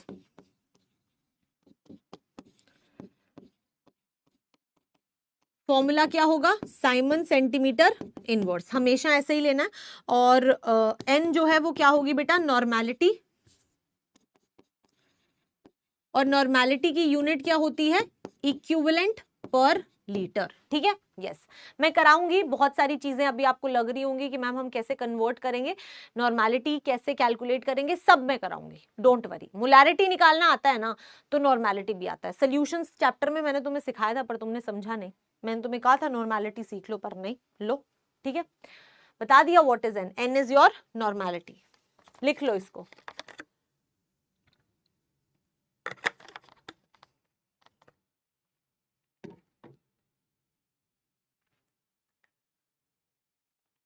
ओके, चलो। दया सेंटीमीटर स्क्वायर जो है वो, आप जब ना इस फॉर्मूला को जब कैलकुलेट करते हो तो इसके पीछे पूरी डेरिवेशन होती है। अब वो डेरिवेशन आपको करनी ही नहीं है, आपके सिलेबस में ही नहीं है, तो काहे का घबराना। ठीक है, यस, ये डेरिवेशन से आता है। चलो बेटा, अब इसके बाद में 2-3 चीजें हैं जिनका आपको ध्यान रखना है। 2-3 चीजें हैं जिसका आपको ध्यान रखना है, और इसीलिए मेरे को आपकी चैट को डिसेबल करना पड़ेगा। जब मैं आपकी चैट को डिसेबल करूंगी तो आपको चीजें समझ आएंगी। अब इधर आ जाओ ध्यान से, ठीक है। तो सबसे पहले तो क्या होता है, कई बार क्वेश्चंस में आपको ऐसे बोल दिया जाता है कि आपको अपना आंसर जो है वो सेंटीमीटर में नहीं मीटर में कैलकुलेट करना है। जैसे कि आपको पता है, आप जो भी जैसे आपने लैम्डा एम कैलकुलेट किया तो आप कैलकुलेट करते हो Simon centimetre square mole inverse में। ठीक है, लेकिन आपके पास कोई ऐसा क्वेश्चन आ गया, आपको तो यही फॉर्मूला पता है, हाँ, लेकिन आपके पास कोई क्वेश्चन आ गया जिसमें आपको लैम्डा एम जो है वो किसमें? Siemens metre square mole inverse में कैलकुलेट करना है। तो कैसे करोगे इस चीज को ध्यान से सुन लो। पहले हमेशा सेंटीमीटर स्क्वायर वाला फॉर्मूला यूज करना, क्योंकि आपको यही वाला फॉर्मूला बताया जाता है, K × 1000 अपॉन मोलैरिटी। और बेटा जब आप ये वाला फॉर्मूला यूज करते हो तो इसी यूनिट यूज होती है। ठीक है, अब मैम फिर हमें तो क्वेश्चन में बोला है कि मीटर स्क्वायर में निकालना है, तो फिर हम कैसे करेंगे? कुछ मत करो, जब तुम्हारा आंसर आ जाए, मान लो तुम्हारा कुछ एक्स आंसर आया जो Simon centimetre square mole inverse है, तो आप क्या करो, लास्ट में इस सेंटीमीटर स्क्वायर को मीटर में कन्वर्ट कर दो। कैसे कन्वर्ट करते हैं वो मैं आपको सिखा रही हूं, बार बार बता रही हूं, ये सीयूईटी के लिए बहुत इंपॉर्टेंट है, सीयूईटी में पक्का आएगा। ठीक है, यस। तो कैसे करते हैं? Unit conversion. ठीक है, वैसे तो आपको आना चाहिए क्योंकि ये 11th का टॉपिक है, लेकिन अगर नहीं आता है तो यूनिट कन्वर्जन कैसे करना है ध्यान से सुनो। मान लो आपको ये पता है कि 1 सेंटीमीटर जो होता है वो बेटा 10⁻⁻² मीटर के बराबर होता है। 1 centimetre is equal to 10⁻⁻² metres. ठीक है, हाँ।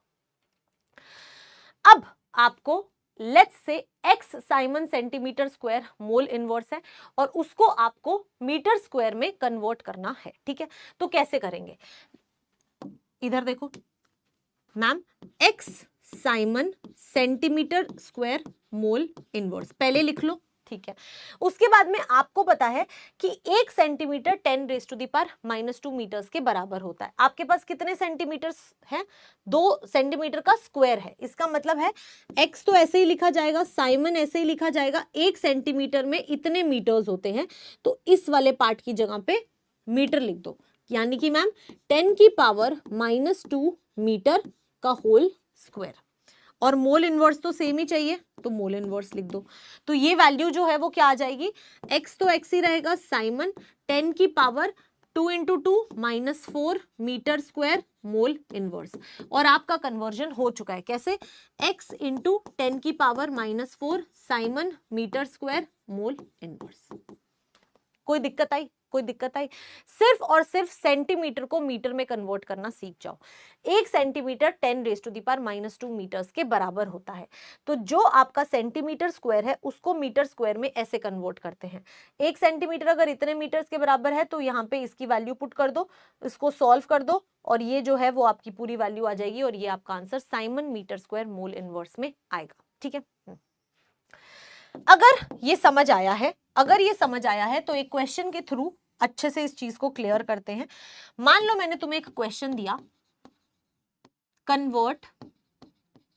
Convert into siemens centimetre square mole inverse. आपको क्वेश्चन में दिया हुआ है 2 siemens metre square mole inverse, ठीक है। आपको 2 siemens metre square mole inverse दिया है और उसको सेंटीमीटर स्क्वायर मोल इनवर्स के अंदर कन्वर्ट करना है। ट्राई करो इसको और फिर मुझे आंसर बताना, ठीक है। ये मैंने चैट एबल कर दी है, अब मुझे आंसर बताओ। कन्वर्ट करो 2 siemens metre square mole inverse को siemens centimetre square mole inverse में, ठीक है। चलो ट्राई करो, एक बार खुद से ट्राई करो तो समझ आएगा।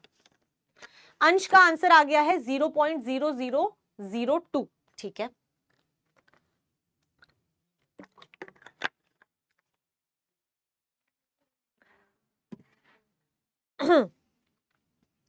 बहुत बढ़िया, बहुत ही बढ़िया। जिनको समझ आ गया उनका आंसर जो है वो बड़ा नंबर आ रहा है और जो कॉपी कर रहे हैं उनको नहीं समझाया अभी तक, ठीक है। मैंने बेटा क्वेश्चन को उल्टा कर दिया है, आर्यन मैंने क्वेश्चन को उल्टा कर दिया है, ठीक है। यस, तो आप में से बहुत से बच्चों ने ट्राई कर लिया है और मोस्टली स्टूडेंट्स जो हैं वो अप्लाई भी कर रहे हैं। जो नहीं अप्लाई कर पा रहे वो एक बार इधर देख लो, ठीक है, ठीक है। आगे बढ़े, चलो। तो बेटा आपको यहाँ पे इस बार मीटर स्क्वायर में क्वेश्चन दिया हुआ है और आपको सेंटीमीटर स्क्वायर में उसको कन्वर्ट करना है, ठीक है। यस, तो यहाँ पे क्या होगा, यहाँ पे क्या होगा, मैंने जैसे वहां पे रिलेशन बताया था कि 1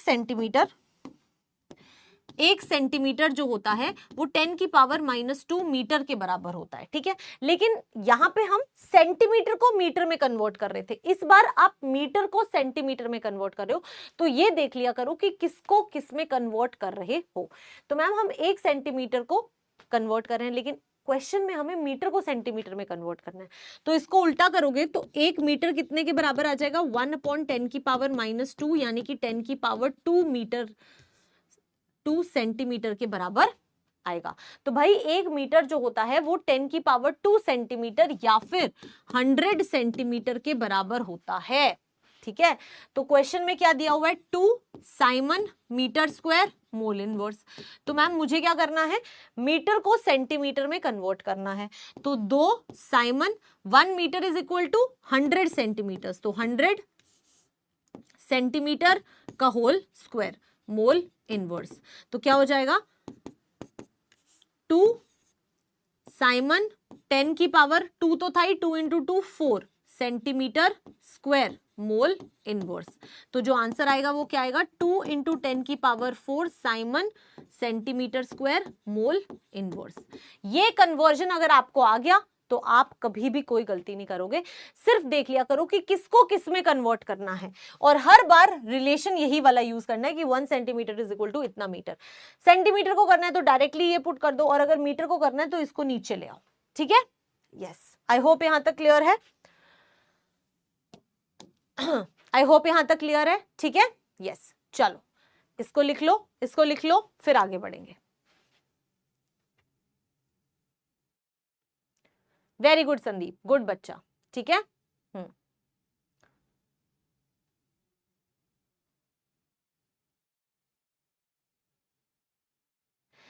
बेटा अगर आपको ऐसा लगता है कि ये सीयूईटी में आता होगा, मैं तो बोर्ड के लिए नहीं पढ़ना चाहती सर, है नहीं क्या, मैं बोर्ड के लिए नहीं पढ़ना चाहता, तो यूनिट कन्वर्जन आती है, मेरे से लिख के ले लो, कहीं ना कहीं यूनिट कन्वर्जन यूज होगी, तो ये समझ लेना आपके लिए बहुत ज्यादा अच्छा है, ठीक है। यस, बढ़िया, आगे बढ़े, चलो बहुत बढ़िया, क्लियर है। चलो अब बेटा अगला जो टॉपिक है वो है relation between molar and equivalent conductivity. Molar conductivity और इक्विवेलेंट कंडक्टिविटी के बीच में क्या होगा बेटा, रिलेशन हमें फाइंड आउट करना है, ठीक है। हाँ बेटा मैं आपको बहुत सारे क्वेश्चंस कराऊंगी, डोंट वरी, ठीक है। चलो लेट्स ट्राई। तो आपको अब रिलेशनशिप फाइंड आउट करना है, लैम्डा एम आपकी मोलर कंडक्टिविटी होती है और आपकी इक्विवेलेंट कंडक्टिविटी होती है लैम्डा ई क्यू। ये सीयूईटी के पॉइंट ऑफ व्यू से बहुत इंपॉर्टेंट है, ठीक है। यस, अगर आप करना चाहते हो लो, यहां पे एक होमवर्क क्वेश्चन दे देती हूँ, ठीक है। ये आपका homework question, convert 1 0.2 siemens centimetre square mole inverse to siemens metre square mole inverse, ठीक है। दूसरा है let's say 23 siemens metre square mole inverse to siemens centimetre square mole inverse, ठीक है। ये आपका होमवर्क है, कर लोगे ये आपका होमवर्क है, ये ट्राई कर लेना, ठीक है। लिख लो इसको, ध्रुव बहुत जल्दी खत्म हो जाएगा। यस, होमवर्क दे दिया गया है, जल्दी से इसको सॉल्व कर लेना, ठीक है। लिख लो इसको,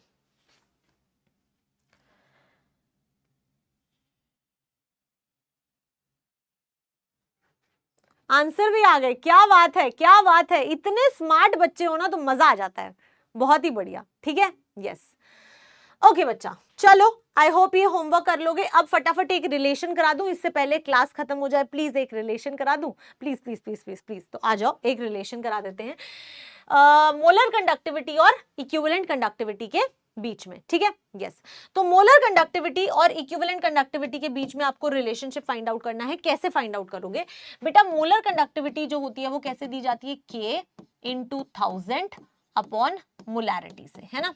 हाँ, और मैम अगर हम इक्विवेलेंट कंडक्टिविटी की बात करें तो वो होता है K × 1000 अपॉन नॉर्मेलिटी।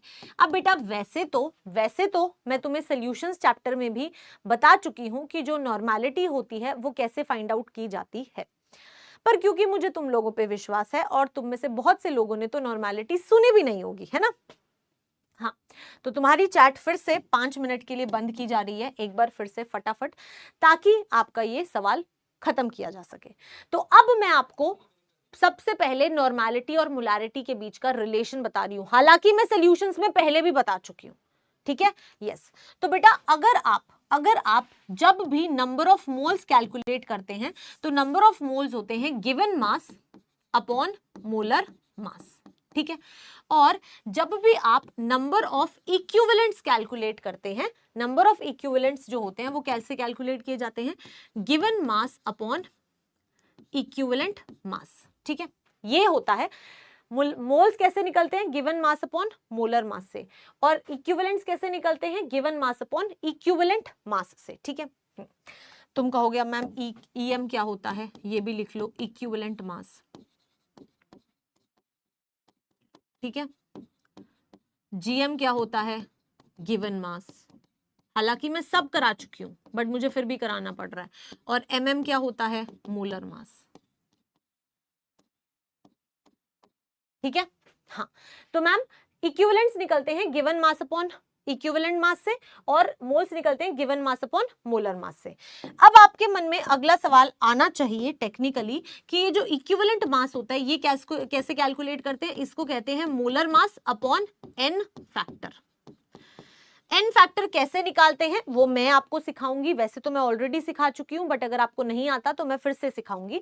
तो मैम अभी के लिए फॉर्मूला देख लो कि इक्विवेलेंट मास को कहते हैं molar mass upon N factor. तो मैम एक्चुअल में जो नंबर ऑफ इक्विवेलेंट्स है वो फिर क्या हो जाएंगे, given mass upon equivalent mass की ये वैल्यू जो है वो इसमें पुट कर दो, क्या आ जाएगी, मोलर मास, और डिवाइड में एन फैक्टर होता है तो काइंड ऑफ वो मैम मल्टीप्लाई में हो गया तो ये एन फैक्टर हो जाएगा। ठीक है, यस। अब बेटा अगर आप ध्यान से देखो तो आप क्या कह सकते हो, given mass upon molar mass number of moles के बराबर होता है। यस मैम, तो यानी कि बेटा यहां से एक बड़ा ही इंपॉर्टेंट रिलेशन आ गया कि इक्विवेलेंट्स जो होते हैं वो number of moles into N factor से भी कैलकुलेट किए जा सकते हैं। एन फैक्टर निकालना मैं तुम्हें सिखाऊंगी तो टेंशन मत लेना, पर ये आप प्लीज समझ लो, ठीक है। तो मैम इक्विवेलेंट्स जो आपके इक्विवेलेंट्स होते हैं आप उसको या तो इस फॉर्मूला से निकाल लो, अगर इस फॉर्मूला से नहीं निकालना चाहते तो नंबर ऑफ मोल्स को एन फैक्टर से जब हम मल्टीप्लाई कर देते हैं तो भी नंबर ऑफ इक्विवेलेंट्स आ जाते हैं। ठीक है, ओके। अगर ये चीज पता है तो आप आ जाइए मोलैरिटी और नॉर्मेलिटी पे। ठीक है, अब इसी रिलेशन को मोलैरिटी और नॉर्मेलिटी में कर रही हूं, ये 11th का पार्ट है फिर भी रिवाइज करवा रही हूं। ठीक है, यस। मोलैरिटी क्या होता है, number of moles upon volume of solution in litres. Normality क्या होता है, number of equivalents upon volume in litres. ठीक है, नंबर ऑफ इक्विवेलेंट्स को मोल्स की टर्म में कैसे लिख सकते हैं, अभी पढ़ के आए हैं, नंबर ऑफ इक्विवेलेंट्स होते हैं number of moles into N factor. यानी कि मैम हम कह सकते हैं कि जो नॉर्मेलिटी होती है वो क्या हो जाती है, number of moles into N factor और डिवाइड में volume of solution in litres. अगर आप अब ध्यान से देखो तो ma'am number of moles upon volume जो होता है वो एक्चुअल में क्या होती है, मोलैरिटी ही होती है। तो ये आपके मोलैरिटी के ही बराबर होता है।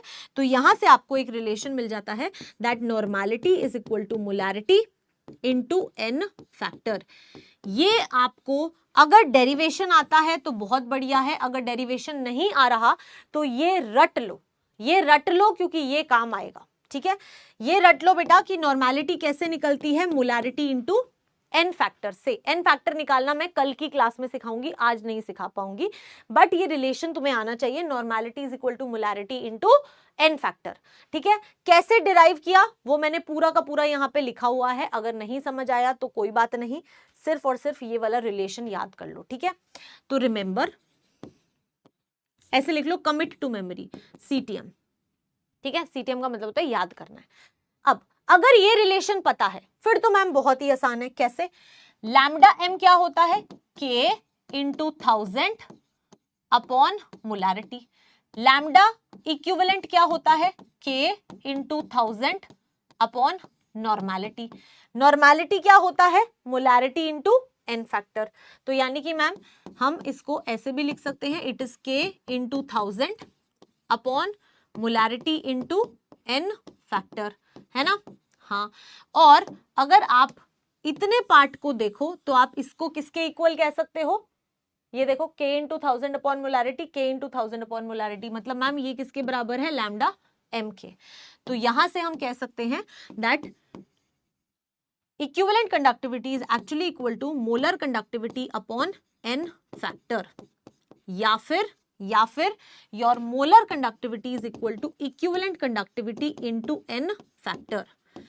अब मैंने तुम्हें ये डिराइव करना भी बता दिया और मैंने तुम्हें ये फाइनल भी बता दिया। अगर तुम्हें नहीं डिराइव करना आता तो इसको तुम याद भी कर सकते हो। ठीक है, एक बार फिर से देख लो, ये पूरा 11th का पार्ट है जिसके अंदर आप फाइंड आउट करते हो कि नंबर ऑफ इक्विवेलेंट्स जो होते हैं वो number of moles into N factor के बराबर होते हैं। मैंने बता दिया कैसे होते हैं, अब ये आपको खुद से करना पड़ेगा, मैं एक बार बता चुकी हूँ, रिवाइज आपको खुद से करना पड़ेगा। ठीक है, तो number of equivalents is number of moles into N factor. ठीक है मैम जब हमने वो वाला रिलेशन यूज किया तो फाइनली हमने ये कैलकुलेट कर लिया कि नॉर्मेलिटी जो होती है वो मोलैरिटी इनटू n फैक्टर के बराबर होती है। ये रिलेशन आपको याद होना चाहिए, इसलिए मैंने लिख दिया कमिट टू मेमोरी, दिमाग में बिठा लो, ठीक है। यस, अब आपको पता है कि मोलर कंडक्टिविटी होती है k into 1000 upon molarity, equivalent conductivity होती है k into 1000 upon normality. Normality जो होता है वो मोलैरिटी इंटू n फैक्टर होता है। तो मैम अगर हम इतना पार्ट देखें तो ये लैम्डा m के बराबर है, यानी कि lambda equivalent is equal to lambda m upon n factor. यहां से आपको एक रिलेशन मिल गया that your molar conductivity is always equal to equivalent conductivity into n factor, और ये n फैक्टर निकालना हम कल की क्लास में सीखेंगे। यहां तक ये रिलेशन आपको याद रहना चाहिए। अब मैं तुम्हारी चैट एबल कर रही हूं, अगर सब कुछ क्लियर है तो बता दो, बोल दो कि मैम सब कुछ क्लियर है, ठीक है। बाकी की चीजें हम कल करेंगे, आज हम यहीं तक करेंगे, बट ये चीज आपको रिवाइज करके आनी पड़ेगी, ठीक है। यस, चलो बहुत बढ़िया, ओके डन मैम, बहुत बढ़िया। तो ये आपको लिख लो अगर आप लिखना चाहते हो, जिस जिसको लिखना है मैं आपको टाइम दे रही हूं, you can write it clear. बहुत बढ़िया, क्रिस्टल क्लियर, अमेजिंग, ठीक है। यस, ये वाला पार्ट भी लिख लेना, ठीक है। लास्ट है बेटा, अब जाते जाते लिख ही लेना क्या करें, और ये भी लिख लेना, ओके। यस, अब बेटा आ जाओ होमवर्क में, आपको डीपीपी सॉल्व करनी है, आपको जो होमवर्क क्वेश्चन दिए हैं वो करने हैं, and you have to revise, very very important, ये तो बहुत ही इंपॉर्टेंट है, रिविजन तो करना ही करना है, ठीक है। Yes, amazing. तो with this we'll end our session today, ठीक है। शायरी नहीं है यार, शायरी मेरे को नहीं मिली, मेरे को टाइम ही नहीं मिला कि मैं तुम लोगों के लिए शायरी ढूंढ पाऊं, ठीक है। कल ट्राई करूंगी कि अगर मुझे कल शायरी मिल गई तो कल मैं तुम्हें शायरी सुनाऊंगी, ओके। गाना तो मैं जिंदगी में कभी नहीं गाऊंगी, तुम लोग पूरी क्लास में ट्राई करते रहो, मैं गाना नहीं गाऊंगी, मुझे नहीं आता गाना गाना, ठीक है। Yes, okay. So I hope आप लोगों को आज सारी चीजें समझ आई है बेटा। एक बहुत इंपॉर्टेंट चीज बोल रही हूँ, यू हैव टू, इंपॉर्टेंट है कि आपको रिवाइज करना है, एंड इसी के साथ मुझे याद आ गया कि मुझे हमारे लीडर्स दिखाने हैं कि कौन हमारे लीडर्स हैं। So these are our leaders, so let's appreciate them. Singh साहब ने तीनों में से तीनों क्वेश्चन सही किए हैं, तो वेरी गुड सर, हम आपसे बहुत ज्यादा खुश हैं, ठीक है। नेक्स्ट है नितिन शर्मा, नितिन का भी मैं नाम बहुत बार देखती रहती हूँ, आई थिंक यस आता रहता है आपका नाम भी चैट में, सो गुड बेटा। Atif, very good. Then we have Mohit, then we have Anisa, Ayas, Iffat, Raghav, Aarav and Chandan Raj Purohit, ठीक है। So these are our leaders. अगर आपका नाम लीडर बोर्ड में नहीं आया तो मेरे को फर्क नहीं पड़ता, मुझे पता है कि आपने आंसर सही किए हैं, ठीक है। अगर आपने तीनों में से तीनों क्वेश्चन सही किए हैं, इसका मतलब है बच्चे यू आर अ लीडर, ठीक है। तो ये अच्छी बात है, I appreciate these students, but अगर आपका नाम यहाँ नहीं आया इसका मतलब ये नहीं है कि आप लीडर नहीं हो, यू आर अ लीडर, ठीक है। आपको पता है ना, अंदर से नंबर तो आपको मिलेंगे, इससे थोड़ी नंबर मिलेंगे, ठीक है। क्योंकि टेक्निकल इश्यूज होते हैं तो उसकी वजह से नहीं आता है कई बार नाम, किसी के यहाँ पे बहुत लेट आता है पोल, ठीक है। किसी को एकदम वो ट्रिक आ गई है कि भाई कैसे आंसर करना होता है फटाफट, तो इट्स ओके, कोई बात नहीं, okay. Yes, so I am very proud of each and every one of you. अब हम कल मिलेंगे, कल क्लास है ना हमारी, यस। तो कल हम आगे की सारी डिस्कशन करेंगे और कल बहुत सारे न्यूमेरिकल्स करेंगे। आई होप आज इतना ज्यादा कंफ्यूजिंग वाली क्लास नहीं थी, सिर्फ फॉर्मूलाज थे, उनको रिवाइज कर लेना, क्योंकि कल इन्हीं को अप्लाई करके हमें बहुत सारे क्वेश्चन सॉल्व करने हैं, ठीक है। यस, हाँ, ओके। इरुम आप मेरे को शायरी भेज देना बेटा, ठीक है, एंड देन मैं आपको कल शायरी सुना दूंगी, okay. Okay, bye bye, take care, all the very best बच्चे।